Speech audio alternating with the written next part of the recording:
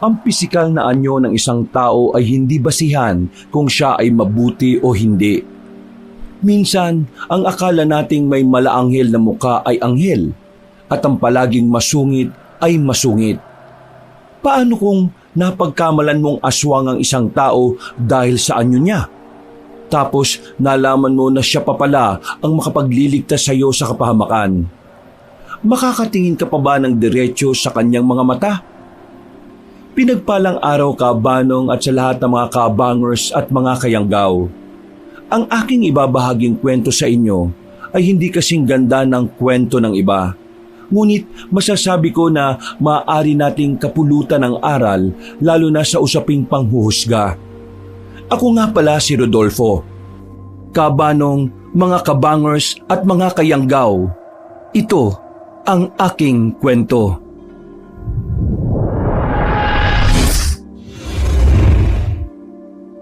Bago nga pala magsimula ang ating kwento, sana'y mapindot nyo muna ang subscribe button at ang notification bell para lagi kayong nanonotify pag may bago tayong mga kwento.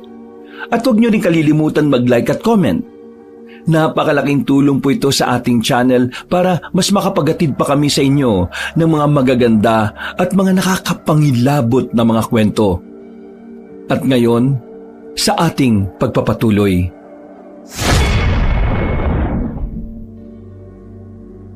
Isda! Isda kayo riyan! Sariwa pa oh! Mas sariwa pa sa asawa niyong di naliligo! Huy, anong ikaw talaga? Maugulat ka na lang pag may nanampas sa'yo dyan eh. Loko talaga to. Ayusin mo nga yung pagtitinda. Baka bugbog abutin natin sa ginagawa mo eh. Uy, bakit? Maayos naman ang pagtitinda ko ah. Palibasa, wala kayong alam sa strategy.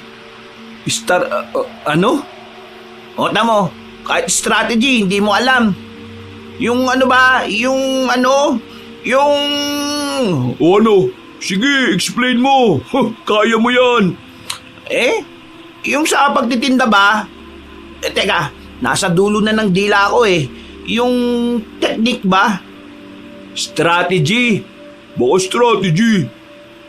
Yun! Naadali nyo! Strategy ka pa dyan. Natigil na kami sa pag-uusap, Kabanong, nang may tumawag kay Felmar, si Digna. Matagal na si Dignang may gusto sa kaibigan namin, ngunit si Felmar ay ayaw niya sa dalaga. Mataba kasi si Digna, Kabanong, ngunit hindi naman issue kay Felmar ang katabaan niya. Si Digna kasi, Kabanong, ang tipo ng dalaga na walang pag-aalaga sa sarili.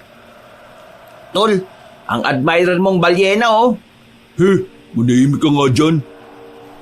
Nang makalapit si Digna ay agad naman niyang binati si Felmar at kinumusta. Sumagot naman si Felmar ng maayos lang siya na agad namang ikinatawa ng dalaga. Nagulat pa kami sa pagtawa niya, Kabanong, dahil akala mo kinikiliti ng 10 dyablo. Napapailing kami habang si Felmar ay napapangiwi. Digna, bili ka na. Mas sariwa pa to sa'yo. Siniko ko naman si Michael habang si Digna ay masama siyang tiningnan. Sinabihan pa niya si Michael na isang pirma na lang ng mga kalawang ay magkakalasog-lasog na ang katawan nito. Inirapan pa niya kami at sabay tumalikod. Ngunit nagulat kami nang bigla siyang humarap at tinampal-tampal ang kanyang puwet habang nakatingin kay Felmar. Para ko matatawa, Kabanong, dahil may pakagat-kagat pa siya ng labi niya habang nakindat. At sinabi niya kay Felmar na kung siya ang magiging kasintahan ng kaibigan namin, ay ipapatikim daw niya ang lahat ng nasa kanya. Si Michael naman ay biglang nagsuka-sukahan sa gilid. Ay nako, gusto na Digna. Umuwi ka na't maligo. Itong mukhang libag na to. Diyos ko po, patawad Lord. Umuwi ka na't maligo. Binato kami ni Digna, Kabanong. Mainam na lang at nakaiwas kami. Si Michael naman, pumulot ng bato at kunwari ibabato kay Digna dahilan para tumakbo ito. Huwag kang tumakbo, uy! Umuuga ang mundo! Huy, ikaw talaga. Babae pa rin yun, pre. Babae ba yun? Naku, pre!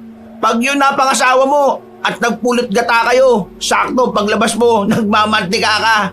tingnan mo naman yun oh. Akala mo pinditong nasunog. Akala mo sebo na naglalakad eh. Gago, kakaganyan mo kay Digna eh. Baka siya pa mapakasawa mo, yari ka talaga. Dali-daling napatakbo si Michael sa puno, Kabanong, at panayang katok doon. Kami naman ni Felmar ay natatawa na lang. Nagpatuloy kami sa paglalakad nang makabalik na si Michael at muli naming pinag-usapan si Digna. Kung mag-aasawa na lang din ako ng mataba, si Stella na. Maganda't mabait pa. Mabuti pa, si Stella masinop sa bahay yun. Napagpasyahan naming tatlo na sa may gilid kami ng palengke pumwesto. Mainam na nga lang at hinayaan lang kami ng mga nagtitinda roon. Mabait naman daw kami at nawawala ang antok nila kapag naroroon kami. Bagay na aming ipinagpapasalamat. Bandang 10:00 ng umaga sa isang gilid ng palengke ay pumwesto kami.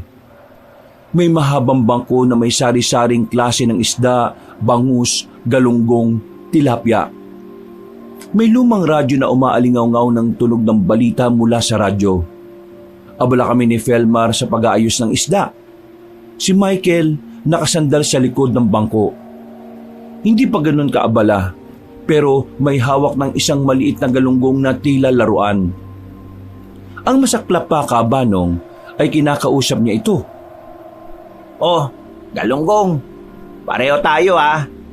Ikaw, amoy dagat. Ako, amoy pawis. Pero mas gusto ko pa amoy pawis kesa amoy Digna. Ang baho ng hininga nun eh. Parang bulok na ipon. Natawa ko, Kabanong, kay Michael ngunit napapailing. Hindi ko alam kung ba't mas apektado pa siya sa ginagawa ni Digna kumpara kay Felmar na siyang tipo ni Digna. Uy Michael, tigilan mo na nga si Digna. Kawawa naman yung babae. Wala namang ginagawa sa'yo eh. Oo nga, baka makarma ka niyan pre. Ikaw pa ang magkagusto sa kanya. Ngi, ako? Makakagusto kay Digna? Aba, mas gugustuhin ko pang tumalon sa dagat na puno ng pating kaysa makatabi siya. Ang kapal ng makeup, parang clown. Tapos yung buhok, parang pinaghanguan ng pugad ng ibon eh. May kulay pa niyang mukhang libagin. Uy, Michael, grabe ka na talaga ha. Maling-mali yan ha. Narinig mo na ba yung kasabihan? Yung laging inaasar mo, yung pa yung makakataluyan mo? Narinig mo na ba yun? Nanlaki ang mga mata ni Michael na napatingin sa amin. Si Felmar naman ay tumawa na rin sabay tingin kay Michael. Aba, totoo yun. Baka isang araw, makita ka na lang namin nakasunod sa kanya. Bit-bit yung bag niya habang namimili ng ulam. Biglang umayos ng upo si Michael, Kabanong. Seryosong muka at kunwari nanginginig pa. Kami naman ni Felmar ay natatawa na lang. Nako, wag naman sana, Lord. Maawa ka. Hindi ako papayag. Eh kung kukunin ako ng mga anghel na kamatayan, eh sige na. Pero wag lang talaga si Digna. Ang bigat dalhin eh. Parang sako ng bigas na basa. Tawang-tawa ko, Kabanong. Basta kalokohan talaga ay numero 1 si Michael sa listahan. Pinaghahampas ko siya ng mahina sa balikat niya na ikinatawa na rin ni Felmar. Ay naku Michael, ang dami mo sinasabi. Baka mamaya siya pang magpapalaya sa iyo sa pagiging binata mo. At pag nangyari yan, libre mo kaming dalawa ng isang buwang isda ha. Lahat ng klase ha. Nako, hindi mangyayari yan. Pero sige, kung mangyari man, mangangaroling ako sa harap ng bahay ninyo, nakasuot ng pangdigna. Sige ha, tatandaan namin yung tulig ha. Akala mo ha, saksi ang mga isda sa harapan mo ha. Kung di ba sila mabibili hanggang sa araw na sisikapi kong huwag itakda. Nagtawanan kami, Kabanong, habang si Michael ay tawang-tawa na rin sa sinasabi niya. Natigil lang kami nang magsimula na kaming magtinda. 5:00 na, Kabanong, nang matapos kami. Pauwi na kaming tatlo at masayang nagkukwentuhan. Napag-usapan pa namin si Mang Berto na isa sa mga nagtitinda sa palengke. Ay, siya nga pala. Anong nangyari kay Mang Berto kanina? Yumuko lang eh. Mukhang di na nakaahon. Seryoso, Michael. Ang pula talaga ng mukha ni Mamberto nang makita ng bumili sa kanya yung naglalaki ang uod sa isda niya. Siyempre, pinagpilitan pa kasing sariwa yung tinda niyang isda eh. May mga uod na. Kaya ayun, sinabi ko sa kanya, Mamberto, huminga pa yata tong uod mo. Mas sariwa pa sa isda mo eh. Loko ka talaga. Pulang-pula tuloy yung matanda eh. Aba, lolokohin niyo yung mga mamimili niya. Paano kung magkasakit? Di siya pa yung mapapahamak, di ba? Grabe ka, Michael. Pero muntik na ako mapaupo sa tawa dun ha. Kaya pala mabilis na ubos yung tinda natin eh. Walang gustong bumili sa kanya. Kawawa naman siya. Kaso dapat, di ba magtinda siya ng patas? Lahat naman tayo nagsisikap na mabuhay eh. Sa sobrang pandaraya niya, mapula pa yung mukha niya sa hasang ng isda niya eh. Habang patuloy kami sa pagtatawanan, ay nakita kong papalapit sa amin si Aling Morsia. Nakasuot siya ng lumang damit at may bitbit na bayong. Ang mukha niya ay napakasama ng tingin, tila asar na asar sa ingay namin. Napatigil ako kakatawa kabanong at siniko si Michael na noon ay ang ingay ng bunganga kakatawa. Huy, dahan-dahan, ayan si Aling Morsia, may-ari ng lahat ng asim sa buong Pilipinas. Saad ko kay Michael at Felmar, ngunit ang lokong Michael Cabanong ay lumapad ng ngiti na akala mo ay may masamang binabalak. Ayos, test of courage to. Tingnan natin kung hindi pa rin sisimangot yan pag nginitian ko ng bonggang-bongga. Test of courage ka pa. Good luck na lang. Nalampasan na kami ni Aling Morsia Cabanong. Masama ang tingin nito sa aming tatlo na parabang may utang kami sa kanya na hindi nabayaran. Magandang hapon po, Aling Morsia. Ang ganda po ng panahon ngayon ah. Oo nga po, Aling Morsia. Sana po maayos ang araw ninyo. Natigilan kami kabanong nang biglang tumigil ang matanda. Nagiinit ang mukha niyang nakatingin sa amin dahil pulang-pula ito. Nagulat na lang kami kabanong nang bigla na lang siyang sumigaw ng walang dahilan. Anong maganda? Ang ingay niya, parang mga baliw na nakawala. Wala na ba kayong ibang alam gawin kundi tumawa at mag-ingay? Matatanda na kayo, kumilos naman kayo ng tama. Pasensya na po, Aling Morsia. Napatawa lang po kami sa... Tumahimik ka! Ikaw ang pinakamaingay eh. Puro kakalokohan. At ikaw? Pagturo niya kay Felmar na ikinagulat naman ng huli, napatingin pa sa amin si Felmar habang tinuturo rin niya ang kanyang sarili. Ho? Ako po? Kayong dalawa nitong mukhang paa ng sigbin. Sige, tumawa pa kayo. Tingnan ko lang kung hindi kayo mamatay sa kakatawa. Magsilayas kayo dyan. Nakahara kayo sa daan. Nagpatuloy si Aling Morsia sa paglalakad. Marahas ang bawat takbang at patuloy na bumubulong ng masasamang salita. Ako naman kabanong ay napapailing na lang habang pinagmamasdan siya papalayo.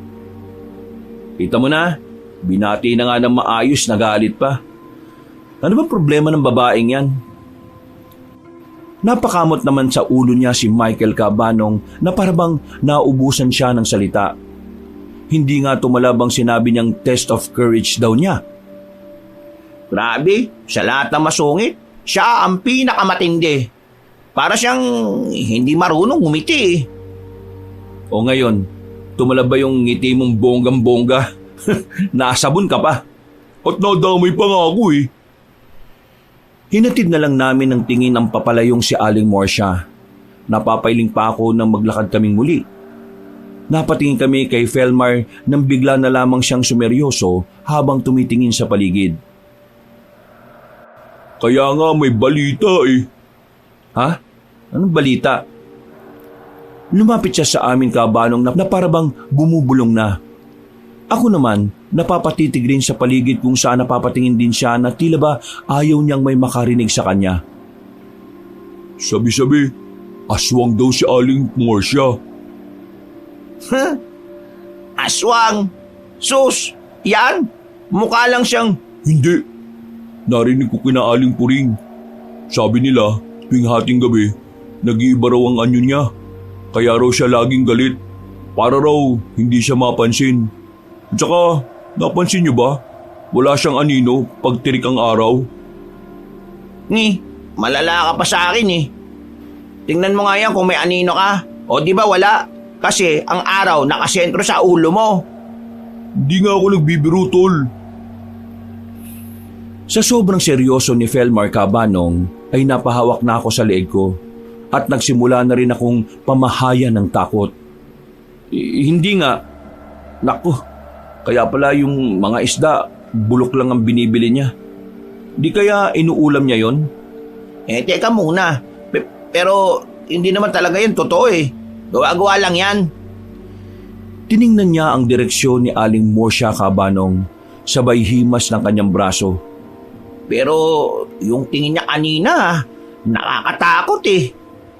Kaya nga, Michael, mag-ingat ka sa pagbibiro mo. Baka mamaya, ikaw ang mapagdiskitahan pag dumilim. Ay nako, tayo na nga. Bilisan na natin. Baka mamaya balikan pa tayo nun.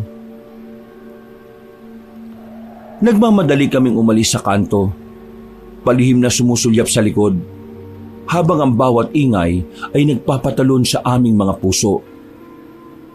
Habang ang araw Cabanong ay unti-unti nang lumulubog.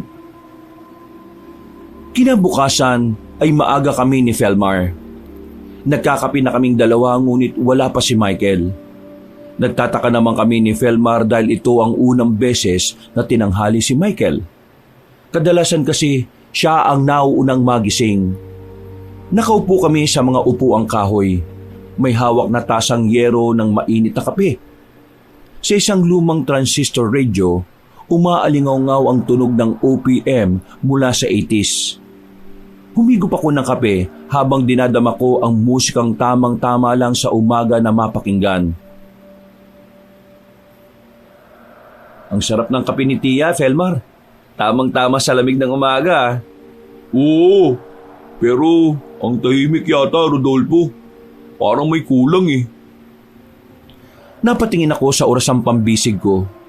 Mag-aalas 7 na Cabanong wala pa rin si Michael. Aba, alas 7 na. Napakataas na ng araw, wala pa rin yung baliw na Michael na yon. Hindi pa nagpaparamdam. Baka puyat. Kakakwentuhan siguro nung kung sinong babae kagabi. Alam mo naman yun, minsan gumagala sa gabi. Di naman kaya tatambay riyan kay Ella sa tindahan? Tsak na late yun. Balikan mo yung sinabi ni Aling Morsha kahapon. Huwag daw kayong mag-ingay. Baka natakot yun sa asong na si Aling Morsha kaya hindi pa lumalabas ng bahay. Naku si Michael, hindi takot yun sa aswang. Takot yun sa bunganga ni Tia Rosa. Tama ka. Pero teka, naalala mo ba yung high school tayo? Nung pumunta tayo sa fiesta sa kabilang bayan at nagpustahan tayo kung sino ang mas maraming makakasayaw na dalaga? Napahawak naman sa baba niya si Felmar na tila ba may inaalala. Marami kasi kaming mga kalukuhan noon, Cabanong. Lalo na mahilig kami noon sa mga sayawan. Oo, naalala ko. At dahil lang sa pustahan, sumayaw ka pati ng lola ng may-ari ng bahay. Uy, hindi ko alam na lola na pala yun, no? Akala ko lang yun yung matrona na mayaman sa bayan. Pero ang dulas pa rin ng sayaw niya eh. Tapos si Michael, sumayaw siya sa gitna, nagsolo. Akala niya sikat siya eh. At ang mas nakakatawa, nasira na yung pantalon niya sa likod. Ang laki pa ng butas. Kaya pala panay ang talikod niya sa dingding eh. Ayaw humarap sa atin. Tapos pagdating sa bahay, sabi mo, "Uy, Michael, mas malamig pala ang hangin ngayon sa likod mo ah." Buti nga hindi sinama ng sikmura eh. Kabagin pa naman yun. Pero ang bilis talaga ng panahon no. Parang kahapon lang yung nangyari. Naglalaro pa tayo ng trumpot, nagtataguan sa sagingan. Ngayon, nagtitinda na tayo ng isda at pinag-uusapan ng mga utang. Ay nako, iba talaga ang pakiramdam pag nakakaedad na, Felnar no?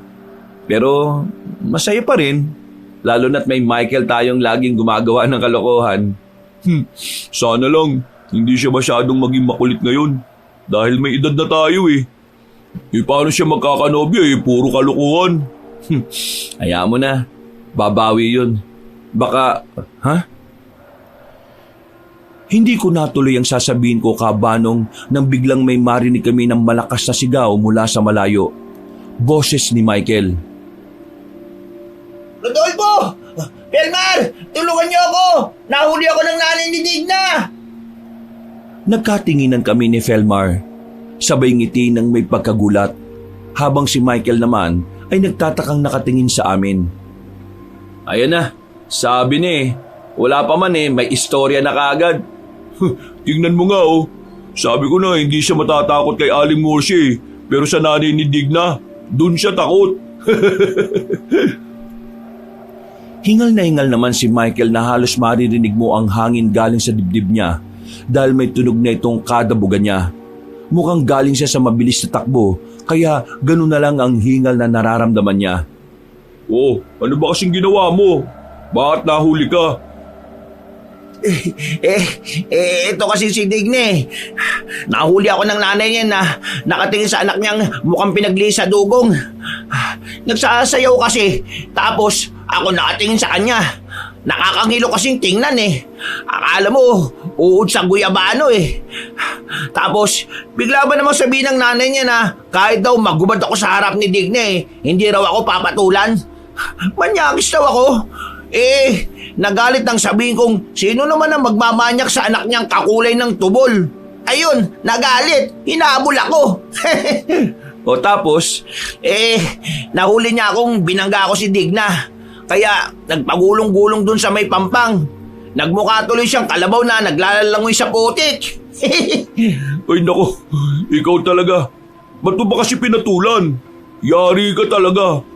Kaya pala, wala ka pa pag-gising namin. Nag-early bird ka palang mang-away kay Digna. Nako, tara na nga, maglako na tayo. Napailing na lamang kami ni Felmar, Kabanong, at nagpasya na kaming umalis at balak naming maglako sa kabilang barangay. Linggo kasi noon, kaya tsak na marami ang bibili. Tanghali na, Kabanong, na makarating na kami sa kabilang barangay. Mainit ang sikat ng araw. Naglalakad kaming tatlo sa isang kalye ng barangay na yon. Bitbit namin ni Felmar ang malalaking banyera ng isda sa aming ulo. Habang si Michael naman ay may maliit na kariton na may mga isda at ginagamit niya ang boses niya sa pagsigaw ng mga paninda namin. Sariwang isda! Mga ating, bili na kayo! Galunggong, bangus, tilapia! Huling-huli to sa karagatan ng Pacific Ocean kung saan ang lagusan papunta sa Atlantis. Pinaghirapan namin kunin ito sa Bermuda Triangle. Maibigay lang namin ang sariwang isda para sa inyo, mga suki. Mabango pa to kay Digna. Mga suki, sariwang isda. Uy, Michael, tigilan mo na nga yung si Digna. Malalagot tayo sa tatay niyan pag narinig tayo dito Yaw mo na. Yan lang ang diskarte niya para may mamili. Mga kuya, mga ate, isda na pang sardinas, pang prito, pang sinigang. Ang sarap gawing paksiw. Papaksiw na siguradong maasim tulad ng mukha ni Aling Morsia.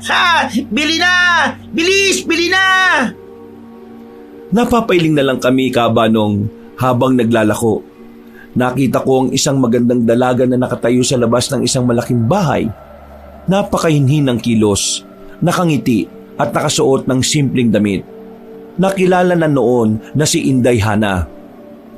Uy, Michael, tingnan mo yun Kinalabit ko si Michael, Kabanong, na panay ang sigaw ng isda na may kasamang panlalait kay Digna. Ang mokong di na talaga nadala sa kasalanan niya. Isda, bili na kayo! Sariwa, malaman, at ano ba yun? Tingnan mo nga muna yun Napatingin si Michael at Felmar sa itinuro kong dalaga. Agad silang natahimik. Nakangiti naman ang dalaga na papalapit sa amin. Aba, sino yan? Diyos ko, parang muse sa ganda. Ang hinhin, parang gusto ko na lang magbenta ng bulaklak. Natatawa ko sa mga nakatulala kong kasama. Basta babae talaga, naglalaway ang mga walang ya.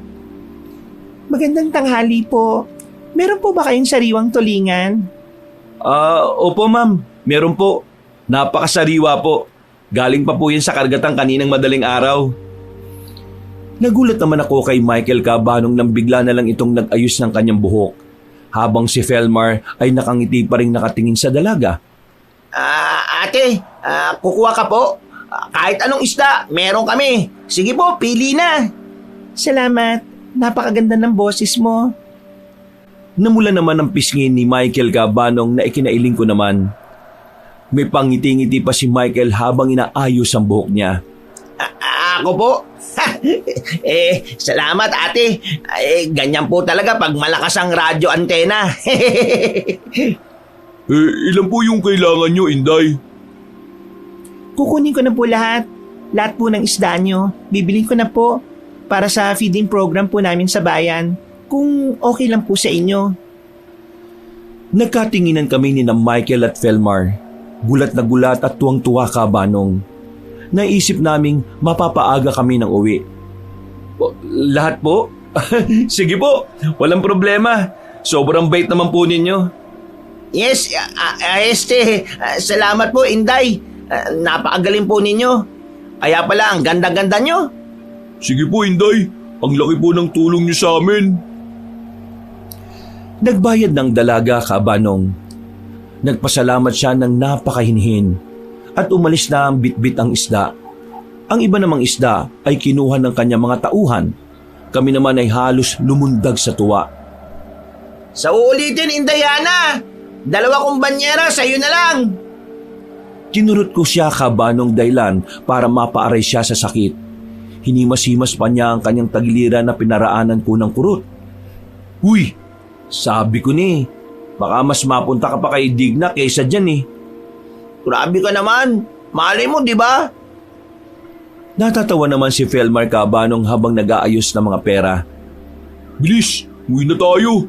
Balikan na lang natin siya bukas. Sige na, Michael. Buhati mo na tong kariton para tayong nanalo sa loto nito eh. Agad namang binitbit ni Michael ang kariton, ngunit bigla na lamang siyang sumigaw na ikinagulat namin ni Felmar. Rodolfo, Felmar, siya na yata yung babae ng buhay ko. Hindi na ako mangakasar kay Digna kasi si Indayana, siya na ang aking dalagang bukid. Natawa na lang kami ni Felmar.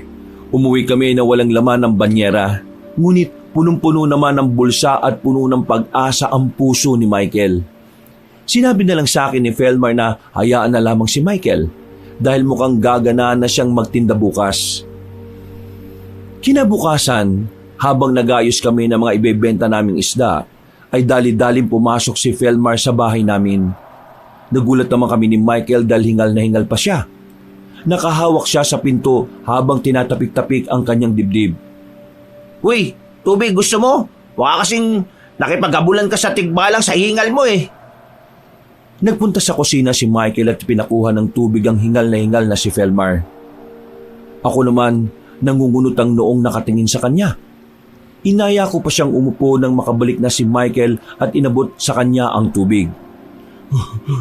Salamat, pre. Oh, ba't nga ba hingal na hingal ka? Sino bang umahabol sa'yo? Galing ako sa bayan, pre. At nabalitaan ko na malapit na ang pista sa Capiz. Namimista ka doon? May kakilala ka ba? Hindi. Maglalako tayo doon ng isda. Sabi ni Edong, malakas daw ang bentahan doon. Hinihingal ako. Hindi kaya may aswang doon? Buhay naman si Edong na nakabalik eh. Siyempre, hindi tayo magpapagabi. Kahapon daw, naka 1,000 si Edong doon. Kinulang pa nga yung isda niya eh. Ha? 1,000? Sa panahon namin noon Cabanong, ang 1,000 ay napakalaking bagay na. Napakahirap kasi kitain ng ganung halaga, ngunit napakalaki na. Kaya naman naengganyo kaming 3 na makipagsapalaran sa paglalako sa Capiz. Kahit pa nabantog ang lugar na yon, natahanan ng mga anak ng dilim. Nagbaan ba kayo ng bawang? Pagdala kayo ng makasiguro tayo ha. Samahan mo na lang kaya ng sibuyas. Baka mamaya mangingi ka sa akin ha, kapag inaabol ka ng mamaw. Tara na nga, umalis na tayo, kayo talaga oh. Dala ang aming karito na naglalaman ng mga isda ay masaya kaming naglalakad. Hindi naman kami nahirapan dahil halos magkatabi lang naman ang aming lugar sa Capiz. Noon kasi hindi naman uso ang pagsakay. Lakad lang talaga ang ginagawa ng mga tao kaya malakas ang mga katawan namin noon. Kahit matatanda ay malayo sa sakit. Habang naglalakad kami, nakasalubong namin sa Aling Morsia. Malayo pa lang siya kabanong ay ang nakasimangutan niyang muka ang nakikita namin. Para bang buhat-buhat ni Aling Morsia ang bigat ng mundo sa kanyang balikat. Wala kaming nababalitaang may pamilya si Aling Morsia kabanong dahil palagi lang siyang mag-isa kapag nakikita namin. Diyos ko po, sa dinami-rami ng maaari natin makasalubong, yung pinagtakluban pa ng langit at lupa at impyerno ang nakasalubong natin. Uy, magtigil ka nga. Malakas pa naman ang pandinig niyan. Nang makalapit na si Aling Morsia ay diretso lang ang aming mga mata kabanong. Para kami mga robot na naglalakad dahil naninigas ang aming mga leeg. Napapansin naming masamang nakatitig si Aling Morsia. Halos magpantay na ang ilong at labi niya. Napahinto kami nang bigla na lamang magsalita ang masungit na matanda. Baka manigas ang leg ninyo. May problema ba kayo? Naku, wala po Aling Morsia. Para sabihin ko sa inyo, hindi ako natutuwa sa mga pagmumukha ninyo. Aling Morsia po, mawalang galang na ho sa inyo. Nanlaki ang mga mata namin nang biglang namewang si Michael sa harap ni Aling Morsia. Pinipigilan namin siya pero sinisiko niya kami at talagang desidido siyang harapin na matanda. Sandali nga ho. Bitiwan mo nga ako. Ako nang bahala rito. Kakausapin ko lang si Aling mo. Ha? Natigilan pa siya kabanong ng pagharap niya ay ang halos hindi na maipintang mukha ni Aling Morsia ang bumungad sa kanya. Madilim ang aura nito na talagang nakakatakot tingnan. Napatras bahagya si Michael ngunit tinulak namin siya paharap kay Aling Morsia. Bakit? Ano bang sasabihin mo? Gusto ko lang sabihin po na sa halip na magsungit kayo, bumili na lang kayo ng isda po. Lumayas ka sa harapan ka! Ito na nga alis na kami. Uy, tara na nga. Dali-dali kaming umalis kabanong. Halos walang lingon kaming nagmamadali sa paglalakad. Nang makalayo na kami, ay napahinto kami bahagya at nilingon na matanda. Malayo na ito ngunit panay rin ang lingon nito sa amin. Napatingin kami sa ibang direksyon kabanong, habang si Michael ay kunwari nagpapagpag ng kanyang maong na short. Walang yaka talaga Michael. Mapapahamak tayo dahil sa kalokohan mo eh. Gusto ko nang manawagan kanina sa lahat ng santo sa buong mundo eh. Ba't ba ganun kasungit si Aling Morsia? Dalaga pa siguro yan. Ligawan mo kaya Rodolfo, total, ikaw naman ang pinakagwapo sa ating tatlo eh. Bisit ka talaga. Ikaw na lang kaya, total ikaw nakaisip. Hindi na, mamamatay na lang akong walang asawa. Tara na nga. Nang marating namin ang lugar na aming sadya kabanong, ay halos malula kami sa dami ng tao. Napakaingay ng paligid at may iba-ibang paninda ang nakalatag sa gilid ng kalye. Nagkatinginan pa kami ni Felmar at Michael. Saka naghanap kami ng pwede naming pwestuhan. Felmar, tingnan mo ang daming tao. Siguro dito na natin uubusin ang mga isda. Sana nga Rodolfo, siguraduhin nating maubos ang paninda natin. Pero teka, tama ka, punong-puno ng tao, fiesta nga. Malapis na nga yata, tol. Sigurado kong masarap magluto rito mga tao. Inihanda na ni Michael ang mga banyera. Maging ang panukat ay inihanda na rin niya. Kami naman ni Felmar ay tahimik lang na nakamasid sa paligid. Uy Michael, binabalaan kita ha. Huwag ka masyadong agresibo. Hinaan mo lang ang boses mo, baka masita tayo ng tanod dito. Oo nga Michael, kahit mahina lang basta kumita tayo, ayos na. At iwas sa kalokohan ha. Magbenta ka na Michael, sige na. Tumingala si Michael, huminga ng malalim. Tiningnan ng isang grupo ng mga babae na abala sa pagtatahi ng kurtina sa labas ng bahay.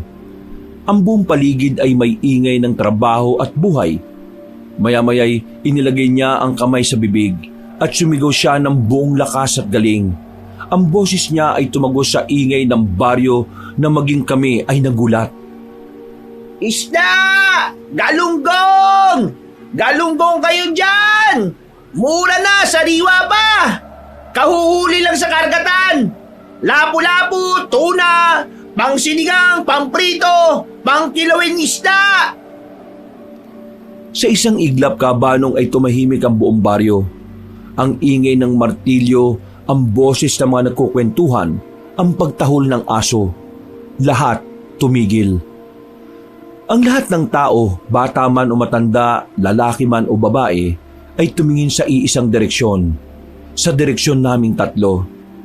Ang mga mata nila ay nakatutok sa aming tatlo na naglalako ng isda sa gitna ng kanilang abalang baryo. La, Michael, sabi ko huwag ka masyado maingay eh. Rodolfo, anong nangyari? Napalunok ako, Kabanong. Dahilan na tila ba tumigil ang mundo ng mga taga-Kapis at lahat sila ay nakatingin sa amin. Kami naman ay halos hindi kumikilos na nakatingin sa kanila. Hindi ko alam, Felmar. Hindi sila kumikibo eh. Si Michael, na nakasanayan na ang ingay, Kabanong, ay hindi napansin ang biglang pagbabago ng paligid. Nakangiti pa rin siya at handang magbenta. At ang masama pa, Kabanong, ay inulit pa niya ang pagsigaw. Alina kayo! Sariwang isda! Tuna! Lapu-lapu! Nakatitig pa rin ang lahat ng tao sa amin, Kabanong. Para bang nakakita ang mga ito ng mga estranghero mula sa ibang mundo. Ang katahimikan, Kabanong, sa paligid ay nakabibingi na binabasag lang ng malakas na sigaw ni Michael. Nangibabaw ang katahimikan sa paligid, Kabanong. Lahat ng tao ay nakatitig sa aming tatlo. Ang titig nila ay matindi. Walang emosyon at bahagyang nakakakilabot. Nakaunat pa rin ang kamay ni Michael na sumisigaw ulit. Siniko ko na siya ng malakas. Hindi ko alam kung hirap bang makiramdam si Michael o manhid talaga. Huy! Michael! Napahinto siya, Kabanong, at napakunot ang noo sa sakit. Tumingin siya sa akin na pinandilatan ko naman ng mga mata. Aray! Ano ba, Rodolfo? Nagtitinda ako eh. Ha? Naputo lang sasabihin niya, Kabanong. Doon lang niya napansin ang katahimikan at ang maraming mga mata na nakatutok sa amin. Ang ingay ng baryo ay wala na. Ang dating masiglang paligid ay nagmistulang larawan na lang. Bakit tumahimik? Yan nga sinasabi ko sa'yo. Tingnan mo sila, Michael. Parang hindi sila naaliw sa isda mo. Parang gusto nila tayong kainin eh. Kabanong, ang tingin ng mga tao sa amin ay nanatiling seryoso. May isang matandang lalaki sa malayo na nagngingipin. Tila galit. Umalis na tayo, Michael. Walang magandang mangyayari dito. Baka napasok tayo sa teritoryo ng mga taga rito. Sabay-sabay silang tumigil eh. Hindi normal yan. Tama si Rodolfo. Umalis na tayo. Ibenta na lang natin to sa susunod na bayan. Bilis! Hinilan ni Felmar ang braso ni Michael, Kabanong. Ngunit nagpumiglas si Michael. Teka lang. Sandali lang. Ano ba kayo? Tiningnan ni Michael ang mga taong nakatitig. Sa halip na matakot, tila naganap siya ng dahilan para sa kakaibang sitwasyon. Siguro, Rodolfo, nanibago lang sila sa sigaw ko. Kasi, alam mo naman, mas malakas ako sumigaw kaysa sa ice cream vendor. Hindi kami tumawa sa biro niya sa pagkakataong yon, Kabanong. Hindi rin gumagalaw ang mga tao na sa hinuha ko ay hindi ito ang panahon para sa kalokohan. Michael, seryoso ko. Tingnan mo mga mukha nila oh. Nagkibit balikat lang si Michael, Kabanong, na tila ba manhid sa maaaring panganib na magaganap. Ay nako, okay lang yan. Sige, titingnan natin kung mananatili silang tahimik. Kailangan natin kumita eh, mga tol. Ikaw na nga nagsabi, Felmar, na malakas ang kitaan dito. Kaya nga tayo naririto, di ba? At sabi mo, ligtas naman si Edong na nakabalik. Hindi nakaimik si Felmar, Kabanong. Siya naman talaga ang dahilan kung ba't kami napunta dito. Humarap ulit si Michael sa mga tao. Tila walang nakita o naramdamang kakaiba. Nagpakita siya ng pinakamalapad ng ngiti at muling sumigaw. Masigla pa rin ngunit mas mataas ang tono. Mga suki! Isda! Isda po dyan! Ang sarap ng tuna! Pang sashimi! Ano ba ang iniintay nyo? Bili na! Nakatayo lang kami ni Felmar sa likuran niya. Nanlalamig at handa ng tumakbo. Ang mga tao'y nanatiling nakatitig. Walang patid ang sigaw ni Michael Cabanong nang matigilan siya dahil sa pagtayo ng isang matanda at napahawak ng itak. Napatras kami bahagya at inayos sa mga isda. Hindi lang ko si Michael na noon ay tahimik na. Michael, tama na. Umalis na tayo bago pa tayo saktan ng mga ito. Bilisan mo, Michael! Buhatin mo na to! Naganda na kami, Cabanong, at tanda na sana kaming umalis nang may tumawag sa likod namin na pamilyar sa amin ang boses. Rodolfo! Felmar! Michael! Napalingon kaming tatlo, Cabanong, nang makilala namin ang boses. Ang mga mukha namin na kaninang puno ng takot at tensyon ay biglang lumiwanag at napalitan ng tuwa. Inday, Hana? Agad naming ibinaba ang mga dala namin at nakangiti kaming humarap sa kanya. Ikaw nga! Anong ginagawa mo rito? Lumapit sa amin si Inday Hana, Cabanong. Nakasuot siya ng simpleng damit. Nakangiti at may dalang basket na puno ng gulay. Dito ako nakatira. Umuwi muna ako dito sa amin. May bahay rin kasi kami dito eh. Ano nangyayari? Akala ko ba nagtitinda kayo ng isda? Bakit parang may multo kayo nakita? Inday, tumingin ka. Hindi sila nagsasalita oh. Nakatitig lang sila sa amin. Natatakot kami. Napatingin naman si Inday Hana sa paligid, Cabanong. Bagya pa siyang natawa nang mapatingin siyang muli sa amin. Ay, mga baliw. Huwag kayong matakot sa mga yan. Ganyan talaga mga tao rito. Pagkuway, hinarap ni Inday Hana ang lahat ng tao sa baryo. Ang tinig niya ay malumanay, ngunit may awtoridad. Mga kababayan, kilala ko mga ito. Mga kaibigan ko sila mula sa kabilang baryo. Sila ang magdadala ng sariwang lapu-lapu at tuna sa atin. Sa kanila ko binili yung mga isdang dinala ko rito para sa feeding. Pagkatapos sabihin niyo ni Inday Hana, nagbago ang mga mukha ng mga tao. Ang titig na nakakakilabot ay biglang nawala at napalitan nito ng malawak at masisiglang ngiti. May mga nagtawanan pa at nagbulungan. Maya-maya pa'y may lumapit na isang matandang babae na sa wari ko'y mga nasa 50 pataas. Nakangiti siya kay Inday Hana at sinabi na kakilala pala daw kami ni Inday. Akala raw niya ay mga mangkukulam kami na galing sa kabilang baryo. Ang lakas daw kasi sumigaw ni Michael. Tumawa naman ang isang matandang lalaki, Cabanong, na sa hinuha ko'y nasa 85 na. Aniya, mainam na lang daw at dumating si Inday. Natahimik daw sila dahil sa ingay ni Michael na parang sirang plaka. Bahagyang natawa si Michael habang inaaplos ang kanyang dibdib. Akala ko, galit kayo sa amin eh. Hindi, Michael. Nagulat lang sila. Alam mo naman dito sa Capiz, masanay kami sa tahimik. Ngayon mga suki, bumili na kayo lapu-lapu, pang sinigang. Biglang nagbalik sa normal ang baryo. Naglabasan ng mga tao. Dala ang kanilang timba. Ang mga banyera namin na isda ay napalibutan ng mga mamimili. Nagmamadali na silang bumili at naging abala ulit ang lahat. Himala, isang Inday lang pala kailangan natin. Ay naku, salamat sa Diyos talaga at dumaan siya. O sige na Michael, magbenta ka na. Masiglang sumigaw ulit si Michael, Cabanong, ngunit hindi na kasing lakas ng kanina. Naging abala kami dahil sa dami ng mga bumibili. Halos hindi kami magkamayaw sa dami ng mga namimili. At hindi nga nagtagal ay naubos agad ang aming mga paninda. Nasa simpleng bahay na kami ni na Inday Hana. Mas simple ang bahay nila kumpara sa isang bahay nila sa aming baryo. Nakaupo kami sa loob ng bahay, sa mahabang mesa. Punong-puno ng lutuing kapisnon ang mesa. Inubarang manok, pansit molo at napakaraming kanin. Dahil tanghali na ay naparami ang kain naming tatlo. At talagang busog na busog kami. Si Michael naman halos hindi na makatayo sa kabusugan.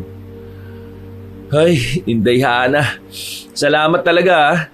Ang tagal na namin hindi nakakain ng ganito kasarap na lutuin eh. Wala na talagang tatalo sa luto ng mga taga-Capiz. Oo nga, Ana. Hindi pa kami nagtatanghalian ng ganito kasustansya mula nung naging abala kami sa pagtitinda. At dahil na rin sa hirap ng buhay. Pwera kay Rodolfo ha, mayaman kasi yan eh. Salamat sa pilit. Napangiti naman si Inday Hana. Habang naglalagay ng inubaran sa plato ni Michael, ang walang yaka Banong damang-dama niya ang ginagawa ni Inday. Huwag kayo mahiya, ganyan kami dito. At saka, kayo pa ba? Mga kaibigan ko kayo. Kumain pa kayo, Michael, para lumaki pa ang boses mo. Kaya nga Inday napakasarap po. Pero pasensya na po talaga Baka nakakaabala na kami. Dapat po yata umalis na kami kaagad. Ay naku, wala yon. Sige lang, kumain lang kayo ng kumain. Matapos kumain ka, Banong, ay nagpahinga muna kami saglit. Kaunting kwentuhan at tawanan. Maya-maya'y nagpaalam na kami kay Inday Hana dahil baka gabi na kami sa daan. Kailangan na naming umalis, Inday Hana. Alam mo na, para makakarga ulit kami bukas ng mga isda. Salamat ulit sa tanghalian ha. Sige, mag-iingat kayo sa pag-uwi. Di na ba kayo maghahapunan? Ay naku, Inday, huwag na. Sa susunod na lang kung may pagkakataon. O sige Inday, tuloy na kami ha. Aalis na sana kami Banong nang tawagin kaming muli ni Inday Hana. Halos sabay pa kaming tatlo na lingunin siya. Ano yun Inday? Oo nga pala, bukas na ang bisperas ng pista dito sa aming baryo. Sabi ko sa inyo, marami kaming handaan Ganun ba? Oo, kaya gusto ko sanang imbitahan kayo. Kung makakabalik kayo dito bukas ng umaga, napakalaki ng kikitain nyo, sigurado ako. Talaga Inday? Baka maubos naman ang paninda namin dito. Aba oo, alam mo ba, nag-usap-usap na mga kapitbahay. Isda ang kulang sa handaan. Kailangan nila ng maraming lapu-lapu, Michael. At saka, gusto ko rin ipakilala sa iyo ang ama ko. Nagtinginan sina Michael at Felmar. May ngiti sa mga labi nila Banong. Samantalang ako ay tahimik lang na nakatingin sa kanilang dalawa. Ano sa tingin mo, Felmar? Hindi masama, di ba? Kung fiesta, sigurado, may benta talaga. Mukhang magandang oportunidad. At saka Inday, hindi kami makakatanggi sa imbitasyon mo. Yan. O sige na, bumalik na kayo bukas ng umaga ha. Pangako, hahanapan ko kayo ng magandang pwesto. Huwag niyo akong bibiguin ha. O sige na Inday, Ana. Hindi namin kayang tanggihan ang imbitasyon ng isang kaibigan eh. At saka, kakain ulit kami ng inubarang manok Nagtawanan kami Banong. Ang pag-aalala kanina ay napalitan ng pananabik sa negosyo at sa fiesta. At sa iisiping malaki na naman ang aming kikitain. O sige, mag-ingat kayo sa pag-uwi Makita-kita tayo ulit bukas. Nagpaalam kaming tatlo at naglakad pabalik sa aming baryo. Puno ng pag-asa ang aming mga muka habang naglalakad papalayo sa kapis. Ngunit Banong, habang pauwi kami, ay parang may nakasunod sa amin. Panay ang tawanan namin ngunit nakikiramdam kami. Inabutan kami ng takip silim sa daan at masaya kaming nag-uusap. Naglalakad kami sa isang malawak at liblib na probinsya na daan. Wala nang masyadong bahay at ang maliwanag na buwan lang ang nagbibigay liwanag. Punong-puno ng kwento kaming tatlo tungkol sa tagumpay namin sa pagbenta at kay Inday Hana. Hindi ko talaga inakala. Sa tagal nating nagtitinda, ngayon lang ako nakaranas na maubos lahat ng isda. Ay nako, salamat talaga kay Inday Hana. Magaling ang babaeng yun. Tsaka malaki rin ang benta natin bukas. At ang ganda niya. At mukhang may hindi makakatulog ngayong gabi na isang lalaki riyan. Napatawa naman kaming napatingin kay Michael Banong. Habang siya ay napangiti na abot hanggang batok niya. Tama kayo. Mukhang hindi nga ako makakatulog. At baka hindi na talaga ako makatulog. Habang nagkukwentuhan kami, biglang napansin ko ang isang bagay na parang lumilipad. Kinabahan ako Banong na naging dahilan para mapahinto ako at mapahinto din sila Felmar at Michael. Teka muna. Nararamdaman ko may nakasunod sa atin Sino? Wala naman Baka guni-guni mo lang yun. Hindi. Matagal nang sumusunod sa atin yan. Parang naglalakad lang. Biglang napatigil si Felmar at Michael sa pagtawa. Tiningnan nila ang dilim sa likuran. Walang ibang naglalakad maliban sa amin, ngunit may kakaibang pakiramdam. Bumigat ang hangin. Guni-guni mo lang siguro, Rodolfo. Masyado kang praning sa mga aswang eh.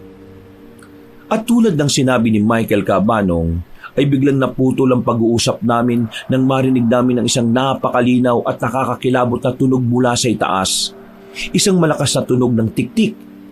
Malapit, malalim at napakatapang. Nagkatinginan kaming tatlo. Putlang-putla ang mga mukha namin. Kilalang-kilala namin ang tunog na yun. Ang tunog ng tik-tik. Ang kakaiba at dambuhalang bersyon ng aswang na sumisipsip ng laman loob. Tik-tik! Malapit! Uminto ka, Rodolfo! O yun! At malapit lang! Mukhang kailangan na natin tumakbo! Baka hindi na tayo aabot sa bahay pag nalapa na tayo niyan. Halos wala na kaming maisip sa mga oras na yon, Cabanong. Sa sobrang takot, tumakbo kaming tatlo. Napansin namin habang tumatakbo kami, ay siya namang palakas ng palakas ang tunog ng tik-tik. Takbo! Nagmamadali kaming tumakbo, Cabanong. Bit-bit ang mga mahahalagang bagay. Magkasama kami ni Felmar na humila ng kariton. Napuno ng mga lalagyan ng isda namin. Ngunit sa bigat at hirap tumakbo ay iniwan namin ito. Si Michael, kahit napakadelikado na ng sitwasyon, ay bitbit ang mga banyera ng isda na ayaw pa ring bitiwan. Mga banyera! Ayaw kong iwan! Mahal to! Michael! Bitiwan mo na yan! Mas mahalaga ang buhay natin! Pero ayaw pa rin bitiwan ni Michael ang mga banyera. Nagpatuloy kaming tumakbo sa dilim. Ang tunog ng tiktik ay patuloy na gumagapang sa itaas. Palapit ng palapit.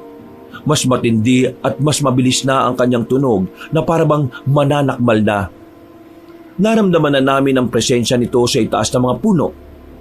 Indayana! Salamat sa'yo! Pero sana hindi kami magtitinda ng tiktik bukas! Takbo! Gusto kong matawa, Cabanong, sa sinabi ni Michael. Ngunit mas pinili kong tumakbo na lang muna. Nasa ganun kaming tagpo, Cabanong, nang biglang huminto si Michael. Napahinto na rin kami at tinawag siya. Ay, teka! Ba't ba ako natakbo? May sikreto riyan para lubayan tayo ng lintik na tiktik na yan. Nakatingin na naman kami, Cabanong, at halos magyakapan na lang kami ni Felmar habang nakatingin kami kay Michael. Hoy! Tiktik na babae ka! Manda ka sa akin! Sisilaban ko yang sa'yo! Etong bawang oh! Ipapakain ko talaga sa'yo to! O di naman kaya gagawin kitang asawa! Halika, mahal! Lumapit ka! Lapit ka kay Papa!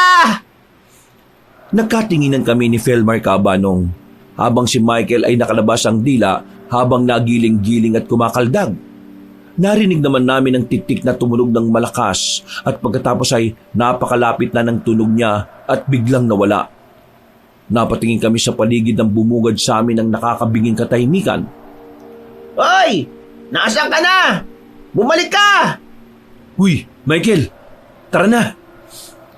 Binilikan namin ni Felmar ang kariton, Cabanong, at hinilad si Michael na walang patid ng sigaw sa tiktik na bumalik.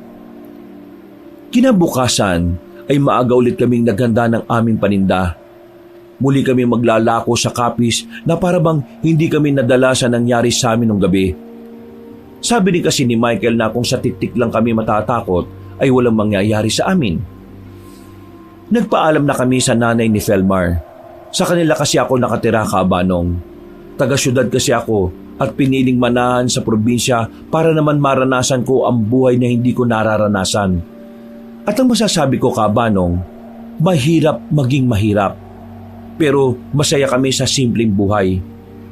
Umalis na kami para maglakong muli sa kapis. Tuwang-tuwa kasi kami sa malaking benta namin kahapon. Yun din ang unang beses, Cabanong, na ganun kalaki ang kita namin. Habang naglalakad kami at masayang nagkukwentuhan, ay nakasalubong namin si Digna. Naka-miniskirt ito at naka-backless pa. Lutang na lutang ang mga malalaki niyang mga hita na halos may bilbil at lalo pa siyang umitim sa kulay ng damit niyang neon pink. Nako! Mabaging laman lupa! Ang reyna ng mga laman lupa, nakawala. Naku po! May mukhang libag na naglalakad. At talagang naka-neon pig pa yung asawa mo, Michael ah. Ha? May lubid ka? Magbibigti na lang ako sa puno ng malunggay.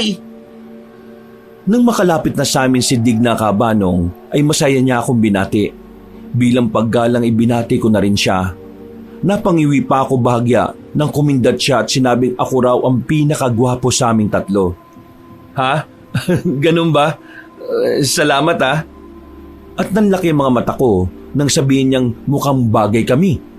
Napatingin kami kay Michael nang tumawa ito ng malakas. Kumuha pa siya ng isdang hito at hinarap kay Digna. Mukhang ang taas naman ng pangarap mo. Medyo hawig mo to. Noon si Felmar ang tipo mo. Ngayon naman si Rodolfo. Siniko naman siya ni Felmar. Napatingin naman sa kanya si Digna at sinabing si Michael ay mukhang isdang hindi nadiligan. Natawa naman si Michael at sinabing kesa naman tulad kay Digna na mukhang libagin. Sinabi naman ni Digna na kapag siya gumanda ay wag na wag siyang liligawan ni Michael saka umalis. Nako, ipapaputol ko na lang lahat ng daliri ko kung gaganda ka, Digna. Pag si Digna talaga gumanda, Michael, nako, putol lahat ng daliri mo. Sus, malabo pa sa hamog yun. Matao ang plaza ng barangay nang makarating kami sa Capiz Kabanong. Naghahanda ang lahat. May mga nakasabit na banderitas. At naririnig ang malakas na tugtog ng sound system na nagpapatugtog ng OPM noong dekada 80. May mga nagluluto, nag-aayos ng entablado at nagbebenta ng iba't ibang kakanin. O ayan na, Capiz na, Michael. Ihanda mo na ang timbangan. Felmar, siguraduhin mong hindi natin ma-overprice ang bangus ha. Mukhang ang galing mong pumili ng pwesto ah. At sana malaki ang kikitain natin dito. Para masaya buhay. Di ba si Inday Hana naganap nitong pwesto? Ay, oo nga pala no. Sana lang walang kalaban. At sana hindi tayo masyadong mainitan. Hula ko narito rin sila Edong eh. Kaya kanya-kanyang diskarte lang tayo. O sige, tara na. Bago pa dumami ang tao. Agad namang inayos naming tatlo ang aming mga banyera. Nang makapwesto na'y agad na sumigaw si Michael ngunit hindi na ganun kalakas tulad ng dati. Bili na ng mga suki. Taggis lang ang kilo. Maganda na mga isda. Kasing ganda ng misis nyo. Hindi nagtagal Kabanong ay dumami na ang tao sa paligid namin para bumili ng isda. Marami-rami na rin ang bumibili. At naging abala kami ngunit walang mapagsidlan ng galak namin. Muli kaming natuwa Kabanong nang maaga pa lang ay naubos na ang mga paninda namin. Habang nag-aayos ng mga banyera ay nakita namin ang papalapit na si Inday Hana. Rodolfo, Michael, Felmar, kayo pala. Hindi ko kagad kayo nakilala. Naparap kaming tatlo sa nakangiting si Inday Hana. Agad namang inayos ng dalawa kong kasama ang kanilang mga sarili. Si Michael nagbaon pa pala ng pumada at dali-daling nilagyan ng buhok at ang kanyang kilay. Saka humarap kay Inday Hana na baon ang matamis ng ngiti. Inday Hana, salamat sa Diyos at nakita ka namin ulit. Napatikim naman si Michael habang nakangiting aso. Hindi may paliwanag ang saya na nararamdaman nito. Mukhang malakas talaga ang tama niya kay Inday Hana. Nagkatinginan na lang kami ni Felmar na parang matatawa. Ang ganda mo pa rin, Hana. Kumusta ka, Inday? Mabuti naman. Kayo, napakalaking tulong niyo sa amin nung huling bagsak presyo ng isda. Kaya masaya mga kanayon ko eh. Sariwa pa raw mga isda ninyo. Kayo ang dapat namin pasalamatan, Inday. Kayo ang nagbigay sa amin ng tiyak na lugar sa tamang araw na ito. Kung hindi dahil sa inyo, sigurado akong sa dulo lang kami nakapwesto.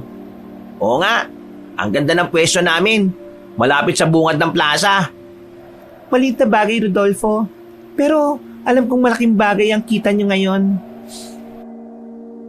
Nakangiti si Inday habang kaming tatlo naman ay napapangiti na rin. Ngunit maya-maya biglang naging seryoso ang kanyang muka. Pero narito pala ako para ayain kayong mananghalian muna sa bahay. Nandito na rin lang kayo. At nasasabik na si Ama na makilala kayo. Naroroon din ang mga kapatid ko. Nagkatinginan kaming tatlo. May bahagi sa puso ko, Kabanong, na parang may mangyayari sa amin na hindi ko maipaliwanag. Pero Inday, hindi ba nakakaya sa pamilya mo? Huwag kayong mag-alala. Mabait ang mga magulang ko at kapatid. Sige na. Masama raw na tanggihan ang inaalok na grasya. Alam kong hinahanap na kayo ni Papa. Ano? Nakakaya naman kapag tumanggi tayo. Mukhang mabait naman ang ama ni Inday eh. Sige na, Rodolfo. Baka may natitira pang lechon dun. Tiningnan ko ang mga mata ni Inday Hana, Kabanong, na puno ng sinseridad. Napabuntong hininga ako sa kangumiti. Sige na nga, hindi namin kayang tanggihan ang imbitasyon ng isang ama. Salamat, Inday Hana. Walang anuman. Tara na. Sumunod kami ni na Michael at Felmar kay Inday Hana. Iniwan na lang muna namin ang aming mga kariton sa gitna ng Abalang Plaza. Sinabi kasi ni Inday na wala namang kukuha sa mga yon. Pagdating namin sa bahay nila Inday Hana, Kabanong, ay sumalubong sa amin ang kanyang mga nakangiting pamilya. Medyo nagulat pa kami sa paraan ng kanilang pagngiti sa amin, lalo na ang kanyang mga magulang. Agad naman kaming pinakilala ni Inday Hana sa kanyang pamilya. Rodolfo, Michael at Felmar. Siya ang aking ama na si Baste at ang aking ina na si Thelma. Sila naman ang aking mga kapatid. Ama, sila ho yung kaibigan ko na sinasabi ko sa inyo. Ay, ganun ba? Mga Ginoo, tuloy kayo sa aking mababang loob na tahanan. Magandang hapon po, Mang Baste. Salamat po sa imbitasyon. Rodolfo, tingnan mo yung mga ngiti nila oh. Oo nga, parang hindi natural. Ang ngiti ng pamilya ay malawak. Halos umabot sa tenga nila, Kabanong. Tila ba nanatili sa kanilang mukha ang mga ngiting yon ng matagal, na nagbibigay ng kakaibang pakiramdam sa amin. Papa, sila po yung mga mangingisda na nagbebenta ng pinakamasarap at sariwa na isda sa buong Capiz kahapon. At sa kanila rin ako nakabili ng isdang dinala ko rito na mga sariwa. Alam ko. Sikat na sikat ang isda din nyo. Kami sa Capiz, hindi na kami bumibili ng isda sa iba. Simula nung matikman namin ang isda ninyo na dala ni Hana. Naku, salamat po, Mang Baste. Kayo mga bayani namin dito. Kaya dapat lang na makapagtanghalian kayo. Bayani? Mukha namang tinalo natin ng mga antingero sa bagay na yan. Uy, manahimik ka nga. Hinarap ni Mang Baste ang kanyang pamilya, ngunit ang tingin ng kanyang pamilya ay nakatuon sa amin.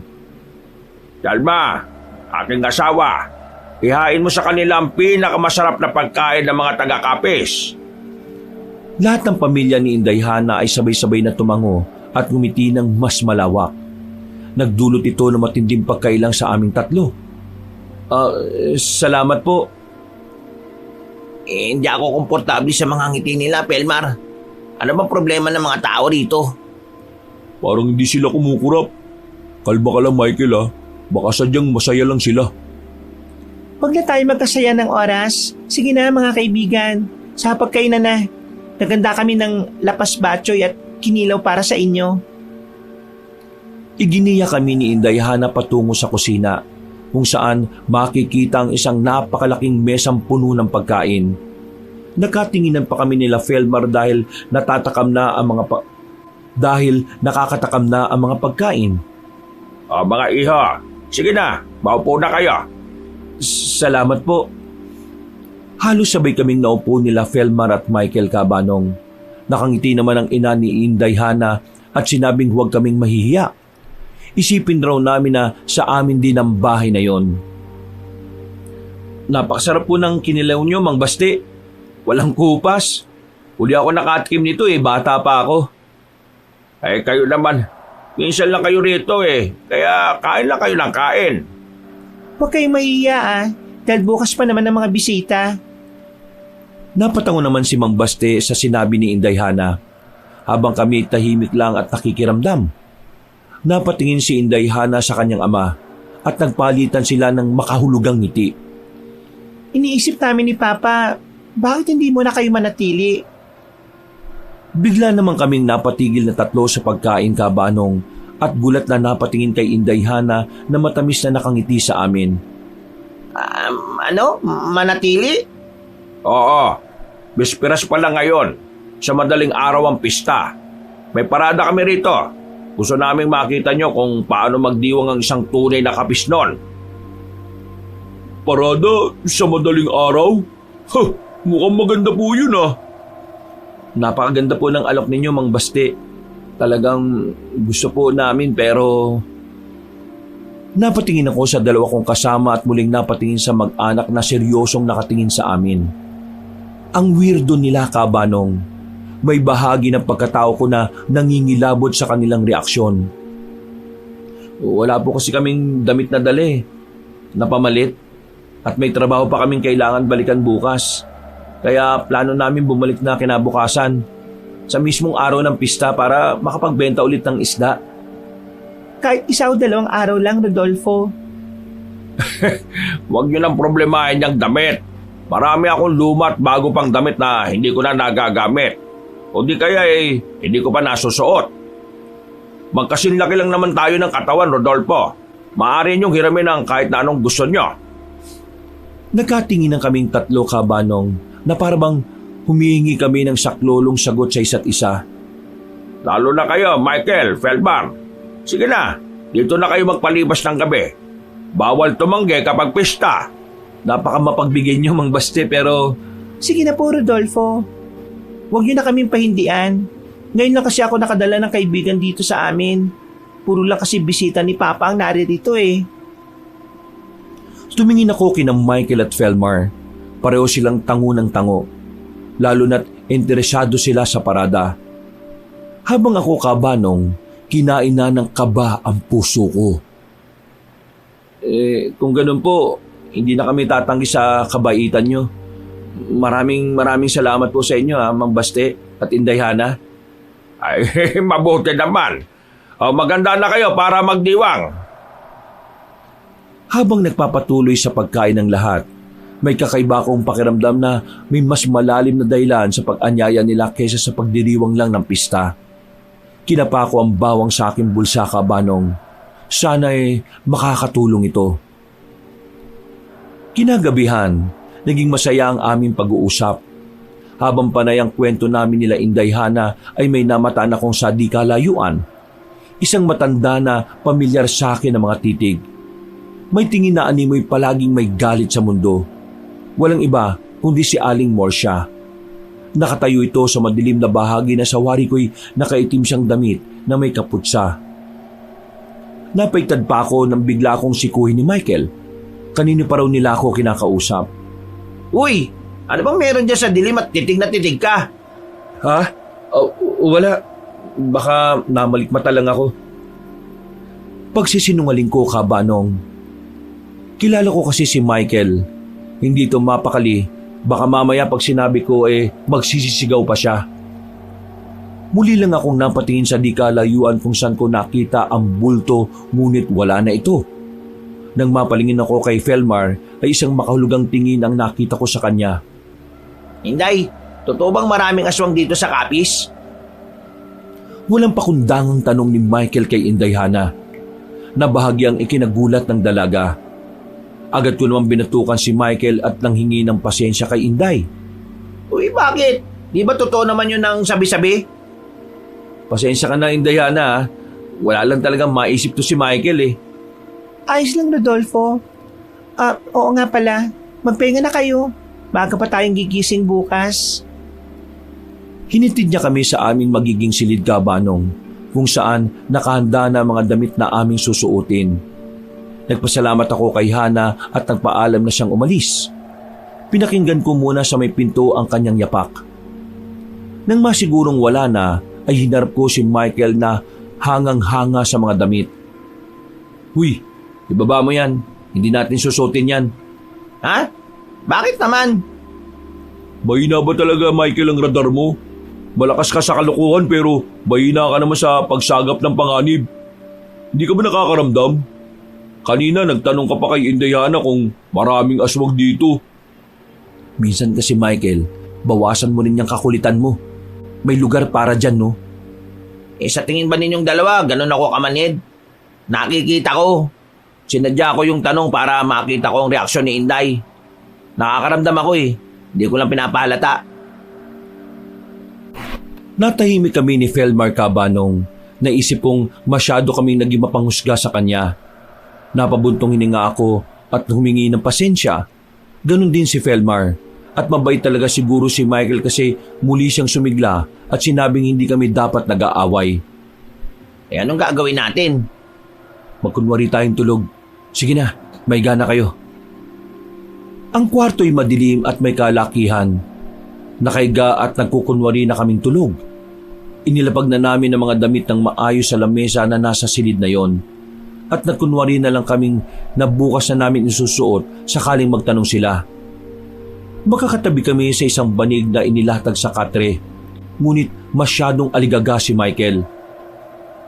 Hinaan niyong hininga niyo. Mukhang tahimik na. Hindi ako makatulog eh. Kakaibang amoy sa kwartong ito. Shh! Hayaan mo na. Hindi ka matutulog. Magkunwari ka lang natulog. Ilang minuto rin kaming tahimik, Cabanong. Pareho kaming tatlo na nakikiramdam. Si Felmar ay nakatalokbong ng kumot, ako na nakadaba at si Michael na nakatagilid at nakatalikod sa amin. Mula sa labas ng kwarto, sa kabilang dingding, maririnig ng mahihinang boses ng dalawang tao. Tila malapit lang sila. Sinasadya nilang bumulong, ngunit sapat na para marinig sa loob. Pa, sigurado ka bang magkakasya sila sa 3 araw? Kailangan na natin ng bago. Huwag ka mag-alala anak. Sapat na ang kanilang laman para sa pista. At isa pa, nariyan pa naman yung laman ng isang tindero ng isda, di ba? Pero sinong uunahin natin? Nagkatinginan kami, Cabanong. Kahit madilim, alam namin na may takot sa aming mga mata. Nanlamig ang aming dugo at ang katanungan na tumatakbo sa isip ko ay sino ang isang tindero na nabiktima na nila. Anong laman? Tahimik. Ang mas matabil na dila ang unahin. Mas madaling makuha ang panlasa ng mga bisita. Isa pa, napakaingay ng taong yun. Maraming tanong. Ang boses ni Inday Hana ay nagbago na, Cabanong. Hindi na itong malumanay na boses kanina, kundi isang matapang, malalim at tila hindi taong tinig. Ang ibig mo sabihin, si Michael. Nang marinig ni Michael ang pangalan niya, ay kinilibutan siya, Cabanong. Maging kami kinilibutan din. Oo, siya ang unahin nating lutuin. Siya ang pinakabata at pinakamasarap. Kung ganon, simulan na natin ang paghahanda. Hindi na tayo makakapaghintay hanggang sa umaga. Napatingin ako kay Michael. Ang mukha niya, Cabanong, ay puno ng takot at pag-intindi sa sitwasyon. Samantalang si Felmar ay tila nahimatay sa kinahihigaan. Hindi makahinga. Ang tunog ng kanilang pag-uusap ay lumayo. Tila umalis na sila. Lulutuin? Ako? Ako ang lulutuin nila? Shh! Tumahimik kayo. Kailangan natin umalis dito ngayon. Hindi tayo manok, Michael. Si Inday Hana, siya. Huwag na nga muna nating isipin yan. Kailangan nating makatakas. Gumawa na tayo ng paraan bago pa sila makabalik at lutuin ka. Dahan-dahan at maingat kaming naglakad. Nagsimula kaming lumapit patungo sa bintana. Sinusubukang hindi magbigay ng anumang ingay. Ang mga pinagtagpi-tagpi namin mga kumot at damit na pinahiram ni Mang Baste ang ginawa naming tali para makababa. Halos walang ingay kung tinali ang kumot sa bintana at sinubukang hilahin para malaman ko kung matibay. Ikaw nang mauna, Felmar. Pagbaba mo, siguraduhin mong walang aswang, ha? Agad na bumaba si Felmar. Nang makababa na siya, ay sumenya siya na walang kahit na anong senyalis na may aswang.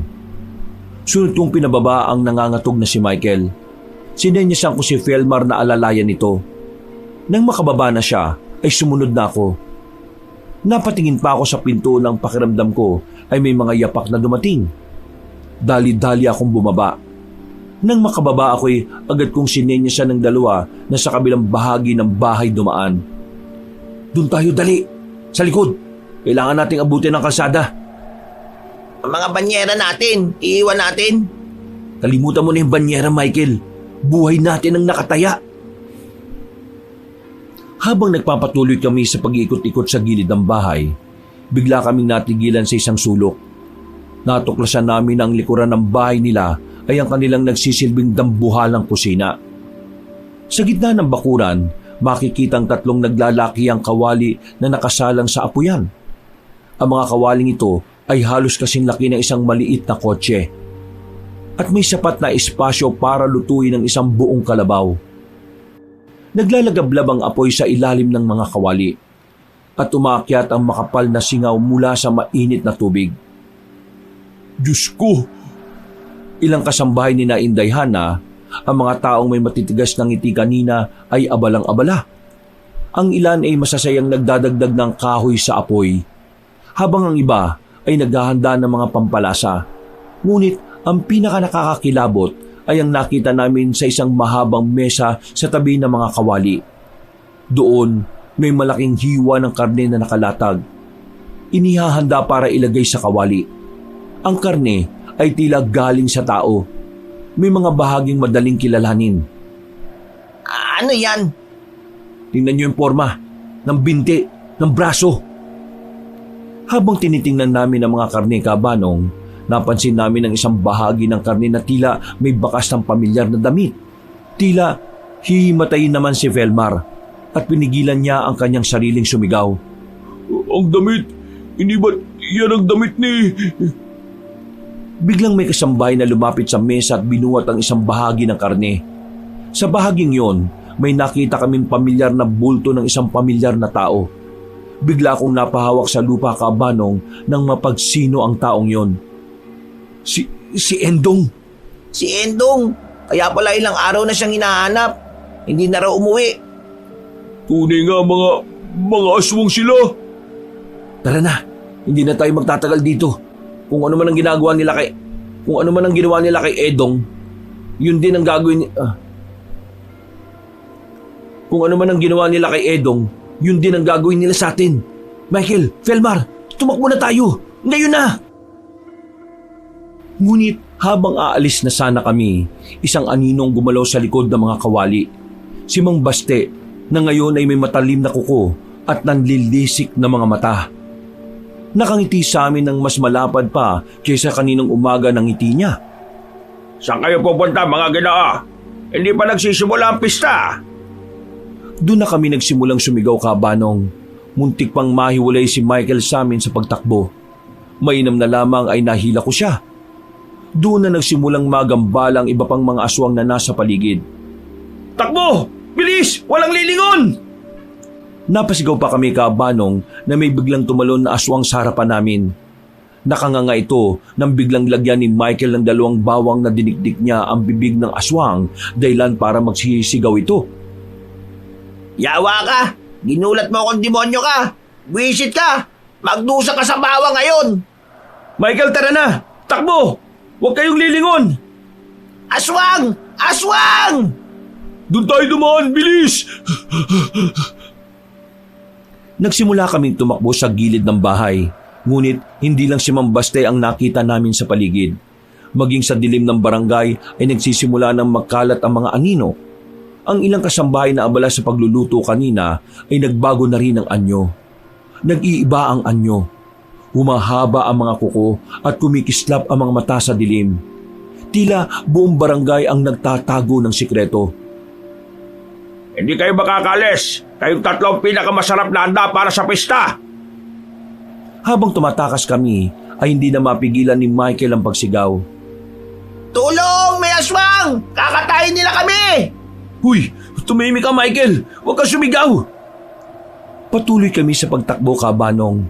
Pagliko namin sa gilid ng bahay patungo sa harapang kalsada, bigla kaming napahinto dahil nakasalubong namin si Inday Hana. Hindi na siya ang Inday Hana na nakilala namin. Ang dating malambing at magandang babae ay nag-iba. Ang kanyang mga matay nanlilisik at nag-iiba ng kulay. Ang kanyang ngiti, Kabanong, ay nakakatakot na. Halos umaabot sa gilid ng kanyang muka. Ang magandang ngiti na nakita namin kanina, ngayon ay puno na ng kasamaan at matatalim ng ngipin na naglalabasan. Ang kanyang tindig ay matapang at hindi na mahinhin.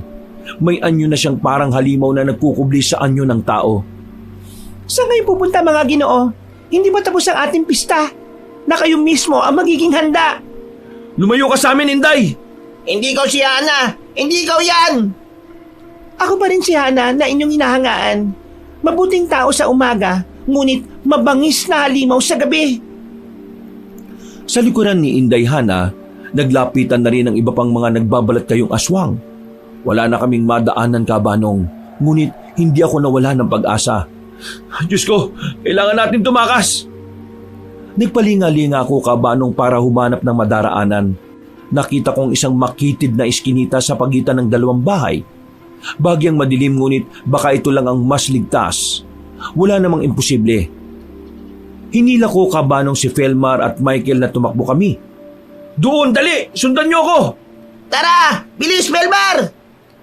Tumakbo kaming tatlo patungo sa iskinita habang sinisikap na iwasan ng mga aswang na papalapit. Wala na kaming ibang iniisip, Kabanong, kundi ang makatakas sa tila panaginip na eksena. Kung panaginip lang talaga, Kabanong, sana'y magising na ako. Habang natakbo kami, ay naririnig ko ang tawa ni Inday Hana. Hindi kayo makakaalis. Mahanap ko rin kayo. Mga paborito kong putahe. Ang tawa ni Hana, Kabanong, ay matalim at nakakabingi. Sinasabayan pa ng mga hiyaw na mga aswang na humahabol sa amin. Nakapasok kami sa makitid na eskinita. Ngunit paglabas namin sa kabilang dulo, laking gulat namin na makasalubong namin ng isang matandang babae. Walang iba kundi si Aling Morsia.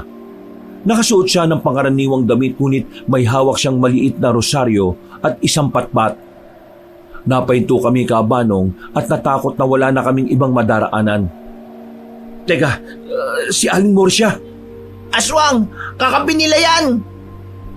Halos sabay kaming napalingon ni Felmar, Kabanong, nang dumapo sa pisngi niya ang isang malutong at malakas na sampal mula kay Aling Morsia. Naluluhan namang nagulat si Michael habang sapu-sapu ang pisngi niya. Huwag kang sumigaw ng aswang, gago! Natigilan kaming tatlo, Kabanong. Si Aling Morsia ang matandang babae na matagal na naming pinaghihinala ang miyembro ng mga aswang dahil sa kakaibang ugali nito at sa mga kwento na rin tungkol sa kanya. Aling Morsia, kayo? Takang tanong ni Felmar sa matanda, habang si Aling Morsia ay seryoso lang na nakatingin. Mga bugok, narinig ko kayo. Akala nyo, hindi ko alam ang mga pinaggagawa nyo sa likod ko. Ang tagal ko na kayong pinagmamasdan. Ikaw namang kutong lupa ka, kung makasigaw ka ng aswang mukha ka pang ang aswang sa akin. Ha? Pinutol niya ang sasabihin ni Michael at tinuro ang aswang na paparating. Ayan na sila. Sa tingin nyo, kung isa akong aswang hahayaan ko kayong takasan yan. Baka ipalapa ko pa kayo. Lalo na tong pinakamaingay. Ano bang tinutungangan nyo dyan? Mga bugok, kilos na dito kayo sa likod ko. Nagulat na lang ang dalawa kong kasama nang hilahin ko sila. Nagtungo kami sa likod ni Aling Morsia. Habang siya'y tinataas ang kanyang hawak na patpat at nag-usal siya ng Latin na panalangin. Lumiwanag ang buong paligid, Kabanong, at isang nakakasilaw na liwanag ang lumabas mula sa patpat ni Aling Morsia. Naririnig pa namin ang pagsigaw ng mga aswang. Bilisan niya! Sundan niyo ang daan na yan! Diretso lang ha! Sa dulo may makikita kayong lumang kuba. Pumasok kayo! Huwag kayong iengot-engot! Dali-dali kaming tumakbo, Kabanong, at sinunod si Aling Morsia. Sinundan lang namin ang daan hanggang sa dulo at may nakita nga kaming isang kubo. Agad kaming pumasok at isinara ang pinto. Halos hinihingal pa kami, Kabanong, dahil sa haba na itinakbo namin. Halos hindi kami makahinga. Naupo kami sa isang sulok at nagulat na lang kami nang may magsalita na pamilyar sa amin. Biglang nagliwanag ang gasera at tumambad sa amin ang mukha ng pamilya ni Michael at Felmar. Nagyakap sila, Kabanong, at dahil malayo ang pamilya ko, ay niyakap na rin ako ni Tia Rosa at Tio Dado, ang mga magulang ni Felmar. Anila, dinala raw sila ni Aling Morsia dito para maprotektahan, laban sa aswang na gustong tumugi sa amin. Ako isang manggagamot at isang antingera. Nagulat pa kami sa boses ni Aling Morsia, Kabanong. Napaisip pa kami na parang ang dali naman niyang makarating. Kami nga ay halos mawala ng hininga kakatakbo. Tapos sa isang kisap matay, naririto na kagad siya. Kung ganon, Aling Morsia, tulungan niyo kami. Hindi kayo titigilan ng mga aswang na yon. Kaya dinala ko dito ang inyong pamilya. Kailangan nating mapatay ang pinakapinuno nila. Ano pong gagawin natin? Kailangan natin na matinding plano para sa pagsugod. Bago matapos ang pista, ay kailangan na natin silang mapatay bago pa sila makapaghasik ng lagim sa buong baryo. Hindi lahat ng tao sa Capiz ay aswang. Ang mga yan ay dayo rin lang. Sa kubo'y nagplano kami kasama si Aling Morsia. Ang kubong ito ay tila nasa gitna ng masukal na kagubatan. Ngunit ito ay ligtas dahil may mga proteksyon na inihanda si Aling Morsia. May inilabas si Aling Morsia na kakaibang aklat at ilang pinatuyong halamang gamot.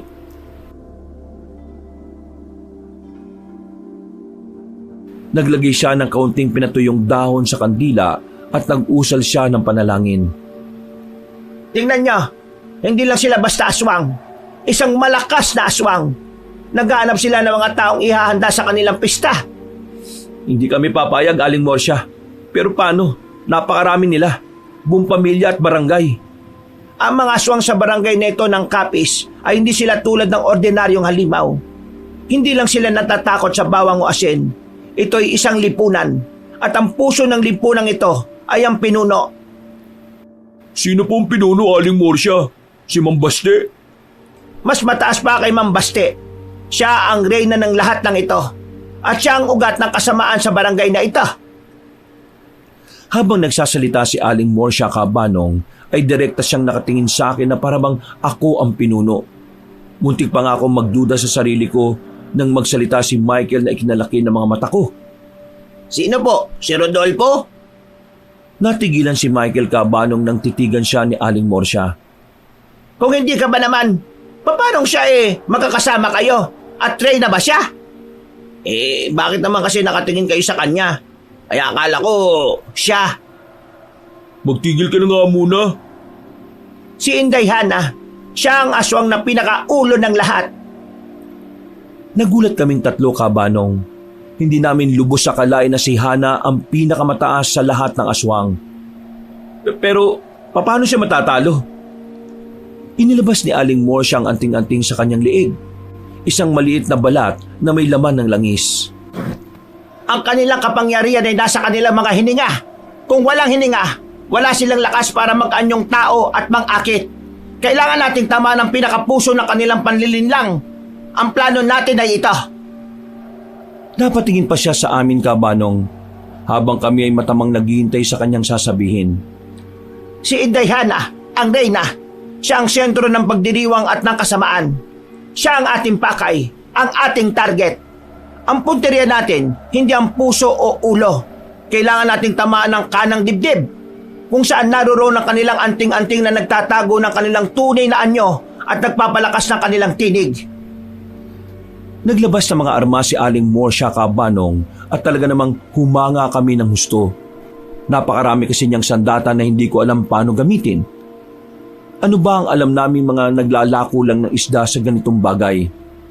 Rodolfo, gamitin mo ang aking banal na patpat. Inabot niya sa akin ang kanyang patpat, Cabanong. Hinagod ko pa ito ng tingin dahil wala akong ideya paano ito gamitin. Ito'y pinahira ng langis ng Santelmo. Hindi ito pumapatay, pero nagpapahina ng kanilang enerhiya at nag-iiwan ng marka. At ikaw naman, Felmar, gagamitin mo ang mga bala ng bawang at aserong pinalaspas. Layunin mo ang mga tagasunod upang abalahin sila. Napatingin si Aling Morsia sa sabik na si Michael. Napapangisi pa ito habang nakasimangot naman na matanda. Ikaw naman, gamitin mo ang pampalakas loob. Pagturo ni Aling Morsia sa kandila na sinundan naman naming tatlo ng tingin. Mananatili ka rito at magdarasal. Kailangan mo ng lakas. At isa ka ring pain. Ano? Pain? Ang pinuno ay ikaw ang unang pinag-iinteresan. Tsak na ikaw ang hahanapin nila. Kukuha ka ng atensyon nila at dadalhin mo sila sa plaza. Bakit to sa plaza? Dahil nandun ang sentro ng kanilang ritual. Doon natin sila sasalakayin. Ngayon, Rodolfo, kailangan mong kunin ang pana at palaso mula sa ilalim ng altar ng simbahan. sa lumang simbahan na hindi kayang pasukin ng mga aswang. Ang pamilya ninyo ay ililipat ko roon para mas ligtas. Ang pan at palaso ay pinagpala at makakatulong para tamaan ng reyna. Sige po, gagawin namin, Aling Morsya. Wala ng oras. Naghihintay na sila sa inyo. Ihanda na ninyo ang inyong loob. Tumingin si Aling Morsya sa labas, kung saan maririnig ang mahihinang dagundong at kakaibang iyak ng mga aswang na naghahanap. Maaga pa, ngunit kailangan na nating magmadali. Dadaling ko na ang pamilya nyo sa silong ng simbahan. Ako ang maghatid sa kanila. Hindi kayang pasukin nyo ng mga aswang habang may proteksyon ng simbahan. Salamat po, Aling Morsya. Walang anuman. Ngayon, ayusin na natin ang plano. Habang wala si Michael ay kailangan nyong maghanda. Ang hudyat ni Michael, kapag matagumpay niyang madala sa gitna ng plaza mga aswang, ay ang kanyang pagsigaw. Naunawa namin, Aling Morsya. Unahin niyong kunin ng sandata. Alam mo na kung saan makikita, Rodolfo. Umalis na kami, Kabanong, habang si Aling Morsya ay sa ibang direksyon dumaan kasama ang pamilya nila Michael. Pinalakas pa namin ang loob ni Michael bago umalis at tinalunto na namin ni Felmar ang daan patungo sa simbahan. Pumasok kami ng palim sa loob ng simbahan nang makarating na kami. Madilim sa loob. Tanging mga kandila lamang ang nagbibigay liwanag. Ang altar, doon natin makikita ang pan at palaso. Mag-ingat tayo. Baka may aswang sa loob. Dahan-dahan akong lumapit sa likod ng lumang altar. Doon, may nakita akong lumang kahon na pinahiran ng langis. Binuksan ko ito. Sa loob, naroon ng isang antik na pana at 3 matatalim na palaso na may ukit at tila pinahiran ng langis.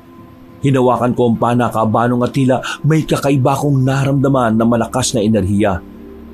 Ito na yung sandata. Kaya natin to, Rodolfo. Para sa bayan. Sige, tara na.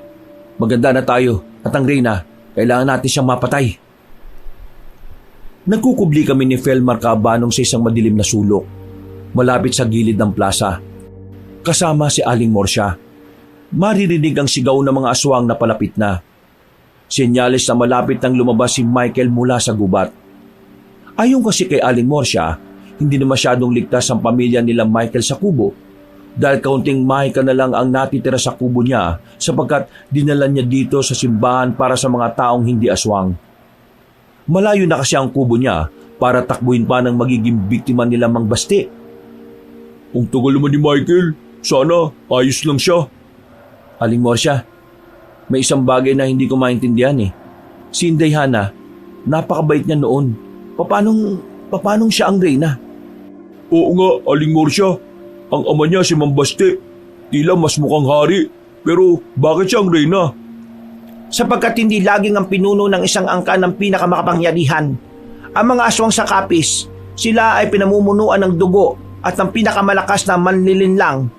Si Basti, siya ay isang tagagabay lamang sa reyna at ang tagagawa ng anting-anting. Ngunit si Inday Hana, siya ang may taglay ng pinakamalakas na boses at pinakamatinding karisma. Nagkatinginan kami ni Felmar, Kabanong. Naisip ko kaya pala magaling si Inday Hana na magkubli dahil siya ang natatangi sa lahat ng aswang sa kanilang angkan. Ang mga aswang ay nabubuhay sa panlilinlang. Ginagamit ni Hana ang ganda niya para mag-imbita, magpababa ng loob at mangakit ng biktima. Ang tunay niyang kapangyarihan ay nasa kanyang pagpapanggap. Siya ang pinakamahusay na tagapagtago ng kanilang lihim. Siya ang dahilan kung bakit matagal na silang hindi natutuklasan sa pista. Kaya pala, nang narinig namin ang boses niya, biglang nag-iba. Naging boses ng halimaw. Tama, ang malambing na boses niya ay isa lamang maskara. Napatingin ako, Kabanong, sa seryosong mukha ni Aling Morsya. At kayo naman, Aling Morsya, noon, pinaghihinalaan namin kayong kasama nila. Kayo ang pinakamasungit at pinakakakaiba sa aming paningin. Nagulat kami, Kabanong, nang tumawa si Aling Morsya. Ito ang unang pagkakataong nakita namin siyang tumawa. Tawang bahagya ngunit wala ng galit. Kailangan kong maging masungit. Paano ko makakapagtago sa mga aswang kung ako mapagbigay at laging nakangiti? Lumapit siya sa amin, Kabanong. Nakangiti maging ang kanyang mga mata. ang hatid ng kanyang ngiti ay hindi na nagdudulot ng takot sa aming kaibuturan, kundi kabanatagan na sa aming kalooban. Kung isa ako sa kanila, papayagan ko ba kayong magbenta ng isda sa kapis at pauwiin? Hindi, kundi kasali na kayo sa niluluto katulad ni Edong. Naging masungit ako upang hindi nila ako paghinalaan na isa akong antingera na tumutulong sa mga taong gustong tumakas. Ipinakita niya sa amin ang rosaryo at ang kanyang patpat na ngayon ay ibinalik ko na sa kanya. Ito ang mga sandata ko sa mga mapagpanggap. Nasa ganun kaming seryosong usapan, Kabanong, nang biglang may narinig kaming malakas na sigaw mula sa di kalayuan. Sigaw yun ni Michael. Dito! Nandito ako, mga aswang! Handa na ako maging batchoy! Napapailing na lang kami sa sigaw ni Michael, Kabanong, kahit mapanganib na'y nakuha pang magbiro. At mas natawa kaming bahagya nang marinig ang sinabi ni Aling Morsya. Tingnan mo tong baliw na ito. Kung ako ang aswang, ano naman ang kakainin ko riyan? Halos puro buto na't mukhang hindi pa naliligo. Ayan na, nagtagumpay na si Michael sa pagpapain. Munta na tayo. Napatingin ako kay Aling Morsya, Kabanong, nang tawagin niya ako at nagbigay pa siya ng mga mahalagang bilin. Tandaan mo, Rodolfo, kanang dibdib, isang tama lang at mabibigo ang kanilang pista. Ang plaza ay madilim at eerie, Kabanong. Tanging ang mga apuyan at kakaibang dekorasyon para sa pista ang nagbibigay ilaw. Sa entablado, nakatayo si Indayhana sa kanyang anyong reyna ng aswang. Masyadong maganda, ngunit may nakakatakot na presensya. Kasama niya si Mambaste at ang ilang pang matataas na aswang. Sa isang sulok, nakakubli kami nila Felmar at Aling Morsya habang naghahanda sa paglapit ni Michael, kasama ang mga aswang. Tulong! Inaabol nila ako! Lumabas na si Michael mula sa dilim. Kumaripas ng takbo patungo sa gitna ng plaza. Sa likod niya, mga 10 aswang ang humahabol na may matatalim ng ngipin at mahahabang kuko.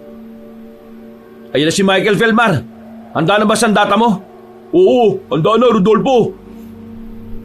Habang tumatakbo si Michael, ang isa sa mga aswang na humahabol ay tumalon. Direkta ito patungo sa likod ni Michael. Handa ng sakmalin. Yay! Bago pa man dumapo ang aswang kay Michael, Kabanong, isang hampas ng latigo ang pumunit sa hangin. Si Aling Morsya na gumamit ng isang anting-anting na latigo. Lumabas sa pinagtataguan at hinampas ang aswang.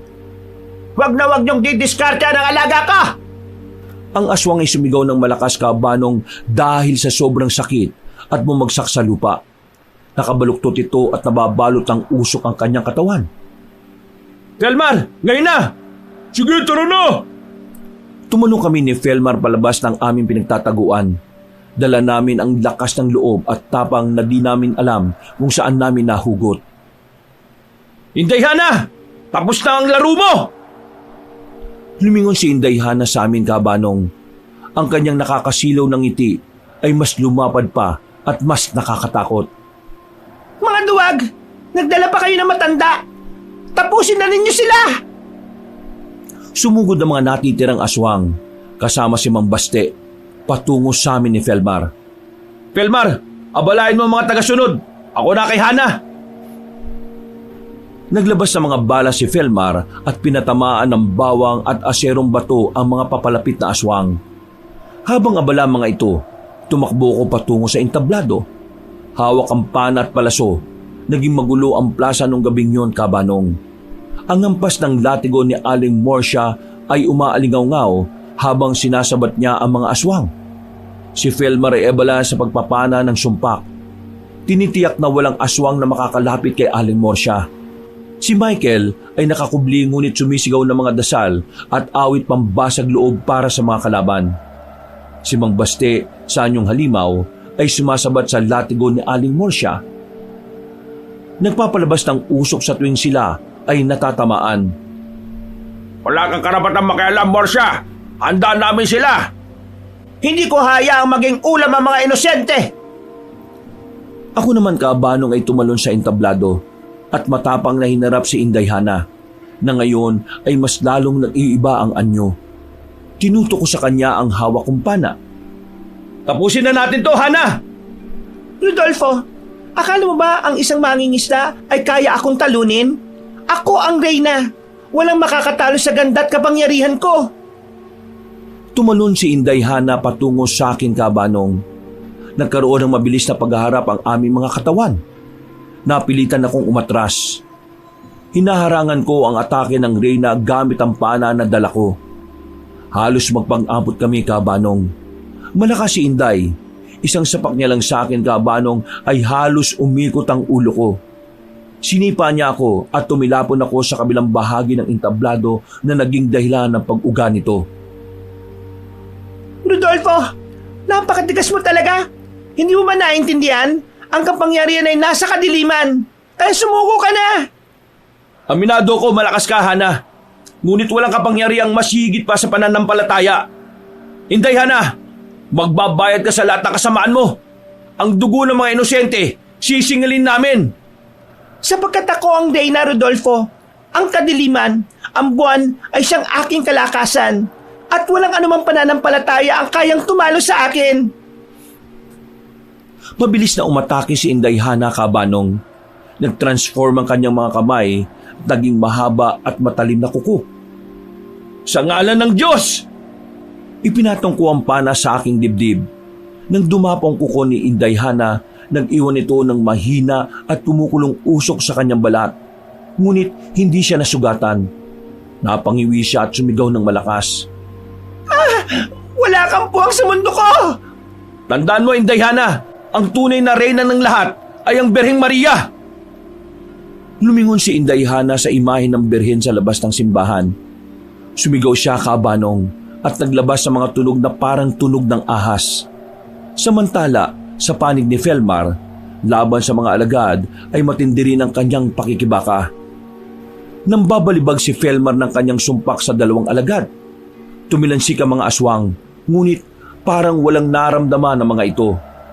Sumigaw ang aswang na ang langis na gamit ni Felmar ay hindi uubra sa kanila.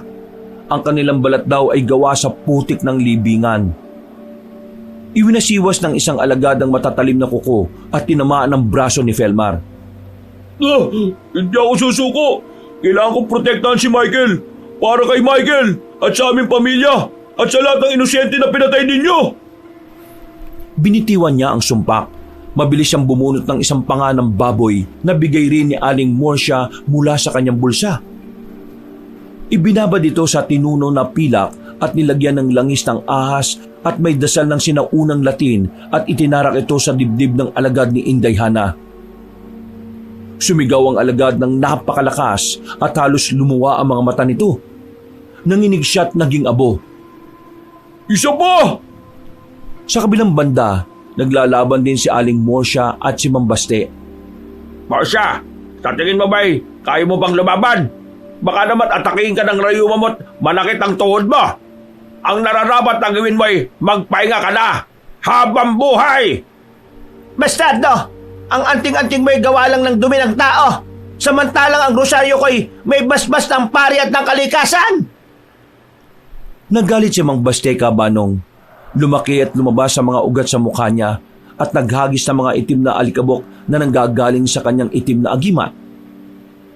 Morsia, sa edad mong yan, hindi ka pa rin nagsasawa sa pakikialam.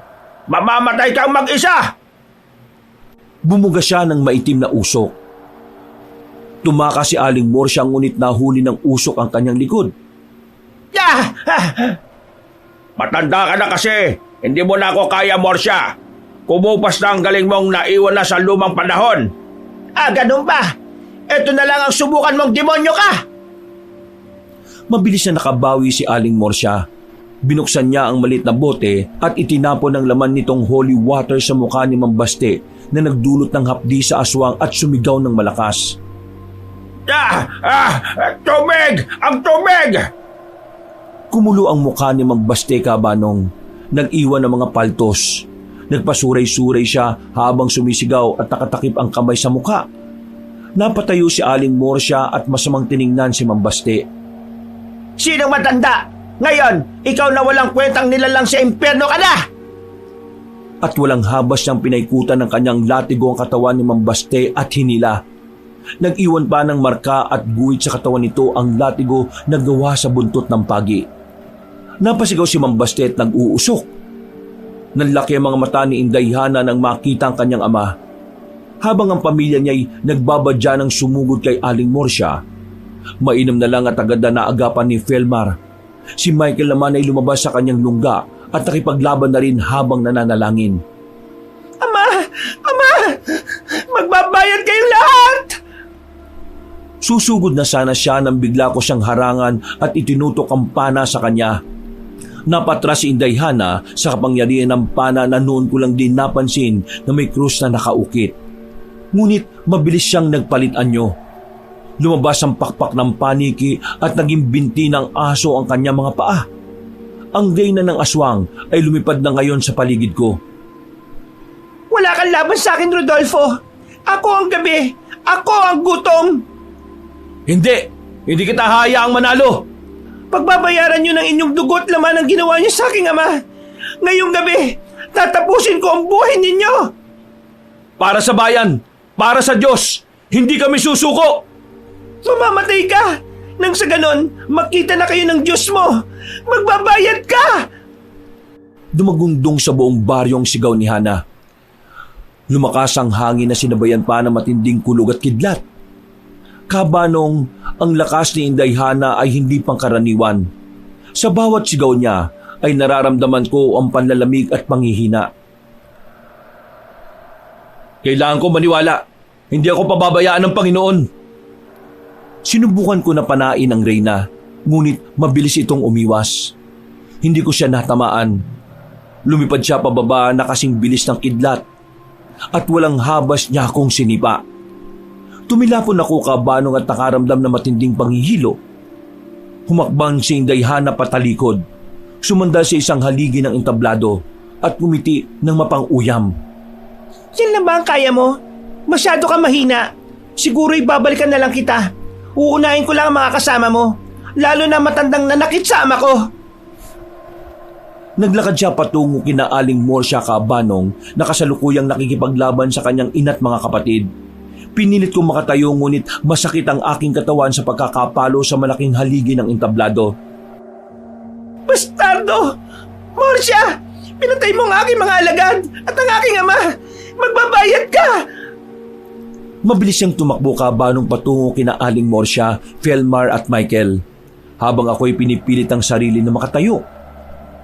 Santa Maria! Ora pro nobis! Michael! Dito! Pagilan ni Felmar kay Michael ay nagtago sa likod ni Aling Morsia. Bago pa man makalapit si Indayhana kina Aling Morsia, ay inilabas ko ang isang tanso na ibinigay na rin sa akin ni Aling Morsia. Isang anting-anting na may nakaukit na mukha ni Santo Niño. Ibinato ko ito ng napakalakas patungo kay Indayhana. Tumama ang tanso sa likod ni Indayhana.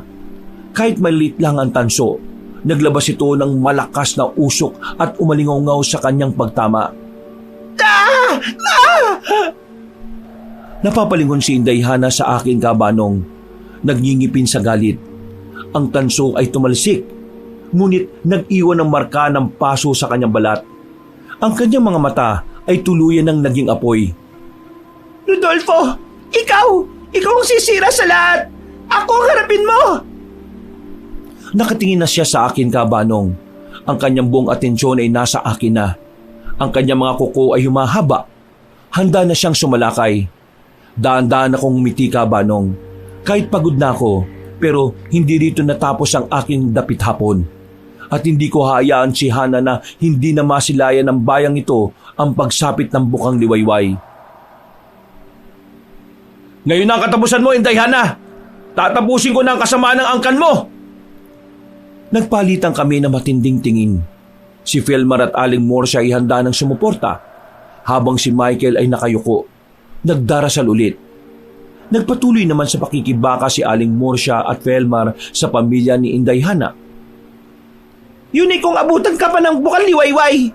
Sisiguraduhin ko sa inyo na sa bayang ito ay hindi kayo makakalabas ng buhay. Kung meron mang hindi sisikatan ng araw, ay ikaw yon, kamahalan! Nagingit-ngit ang mukha ni Hana Kabanong at mabilis na sumugod. Ako naman ay naghanda na para siya ay harangin. Mamamatay ka, Rodolfo! Ibibigay kita sa Panginoon ng kadiliman! Hindi ka magtatagumpay! Ang liwanag ang mananaig! Nagbitaw kami ng suntok sa isa't isa, Kabanong. Hindi ko na inisip na siya ay babae. Nag-umpisa ang aming pisikal na labanan. Ginagamit ni Indayhana ang kanyang lakas. Ang suntok niya ay parang bakal na tumatama sa dibdib ko. Ah! Napatras ako, ngunit mabilis akong bumawi. Ginagamit ko ang aking tapang at bilis na may tulong ng aking pananampalataya, Kabanong. Ikinumpas ko ang aking kaliwang kamay, habang ang kanan ay mabilis na sumuntok sa mukha ni Indayhana. Ito ang para sa mga biktima mo! Ah! Hindi ka papantay sa aking lakas! Ang suntok ko, Kabanong, ay nag-iwan ng mahina at kumukulong usok sa balat ni Indayhana. Epekto ng aking malinis na puso at ng tanso. Nagpalitan kami ng sunod-sunod na atake. Mabilis na iwinasiwas ni Indayhana ang kanyang matatalim na kuko at mabilis niya rin akong sinugod. Mabilis akong umilag at sinalag ko ito gamit ang aking braso. Nasugatan ako ngunit tiniis ko ang hapdi. At walang habas kong isinaksak ang dulo ng pana sa dibdib niya, ngunit nasangga ng braso niya. Nagingay si Indayhana sa sakit ng kanyang tama. Hindi ako tatalunin ng isang simpleng mortal! Sa isang iglap, Kabanong, sinunggaban ni Indayhana ang leeg ko. Iniangat niya ako at ibinagsak sa sirang entablado. Rodolfo!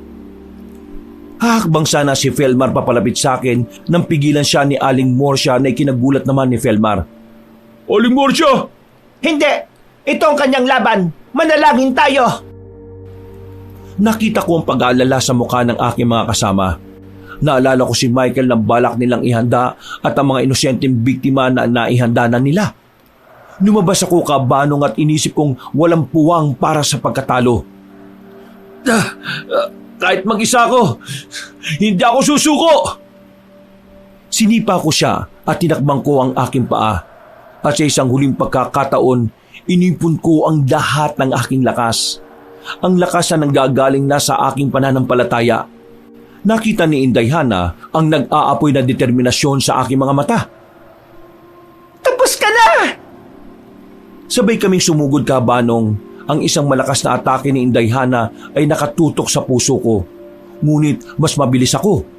Sa huling sandali, kinuha ko ang pana sa aking likod at tanda ng itarak kay Hana. Ngunit bago ko itarak ang pana, ay tinapunan ko muna siya ng holy water. Habang nanlalaki ang mga mata ni Indayhana sa sakit at pagkabulag, buong lakas kong tinusok ng pana ang puso ng aswang, ngunit hindi siya namatay na ikinagulat ko. Tumilapon lang si Indayhana, ngunit natatawa pa rin ito. Huli na ang lahat, Rodolfo! Hindi mo matatamaan ang puso ko! Walang bala ang tatagos! Napahinto ko, Kabanong. Naalala ko ang sinabi ni Aling Morsia sa akin. Hindi sa puso! Sa kanang dibdib! Ano na, Rodolfo? Handa ka na bang maging ulam namin? Tunay ngang hindi nababase sa panlabas na anyo ang kalinisan ng budi ng isang tao. Napakaganda mong babae, ngunit kabaliktaran ng iyong ugali. Nagkaroon ako ng sandaling pagkakataon, Kabanong. Huminga ako ng malalim. Ipinikit ko ang aking mga mata at nanalangin. Inilagay ko ang isang banal na palaso sa pana. Natawa si Indayhana, ngunit hindi ako nagpatinag, Kabanong. Sumugod siyang muli. Sinubukan niya akong pigilan. Kahit ilang beses mong panain ang puso ko'y hindi mo ako matatalo. Katapusan mo na, Inday, at ng iyong lahi. Hindi ako papayag na may mabiktima pa kayo. Anong laban ng isang mortal na katulad mo? Hindi rin ako makakapayag na dito magtatapos ang lahat. Maaring wala akong kapangyarihan sa inyo, ngunit ang panang ito na may basbas ng Diyos at ng mga sinugo ng kalikasan ang siyang maaaring magtapos ng buhay mo. Isa kang lapastangan! Blasphemous S! Morere! Nangunot ang noo ko, Kabanong, sa sinabi ni Indayhana. Hindi ko kasi alam kung salitang pang-aswang ba yung sinabi niya noon, ngunit ang ibig sabihin daw noon ay isa kong lapastangan at mamamatay na ako. Sa isip ko noon kung ano man yung sinabi niya, ay hindi ko na muna iisipin at ang malagay mapatay ko siya ng gabing mismong yon. Para sa lahat ng mga naging biktima nyo! Binitiwan ko ang palaso. Tumama ang palaso. hindi sa puso kundi sa kanang dibdib ni Inday Hana. Pagdapo ng palaso, isang malakas na liwanag ang sumabog mula sa katawan ni Inday Hana. Umalingaw-ngaw ang isang nakabibinging hiyaw. Hindi hiyaw ng tao, kundi ng isang sinaunang nilalang. Ang kanyang magandang anyo kabanong ay nagsimulang matunaw at naging itim na usok. Ang malaking anting-anting na nakatago sa kanyang dibdib ay nagkabasag-basag. Ang liwanag ay kumalat sa buong plaza. Agad na huminto ang lahat ng labanan. Ang mga aswang kasama si Mang Baste at ang buong pamilya at ang angkan nila ay biglang humina at naging abo at nawala. Nang mawala ang liwanag ay nangibabaw ang liwanag ng bukang liwayway. Natahimik ang plaza. Ang tanging maririnig ay ang hingal dahil sa pagod naming tatlo at ni Aling Morsya. Natapos rin ang laban sa pagitan ng kasamaan at kabutihan. Isda! Bili na kayo mga suki! Hindi na kayo lugi dahil galing ito sa dagat ng Atlantic Ocean! Hay! Ang ingay mo! Nagsusungit na naman na matanda. Bili ka na lang kasi. Matapos ang laban ay muling nagbalik sa normal ang buhay namin kabanong. Nakamasid ako sa nagtitindang si Michael at Felmar mula sa hindi kalayuan. Matapos kasi ang laban ay umuwi ako sa amin at doon nagpatuloy ng buhay. Ilang taon din ang lumipas na iniwan ko ang lugar na ito, nagdala sa syudad ang alaalang hindi ko malilimutan. Ay! Kayong dalawa! Hindi na maglalako! May peso kayo doon sa palengke na bagong tayo! May nagbigay sa inyo! Ho? Talaga po? Saan po? Sa kapis! Ngi! Nako, wag na Aling Morsya! Makatuluyan na akong makain doon. Gumapo pa naman ako ngayon.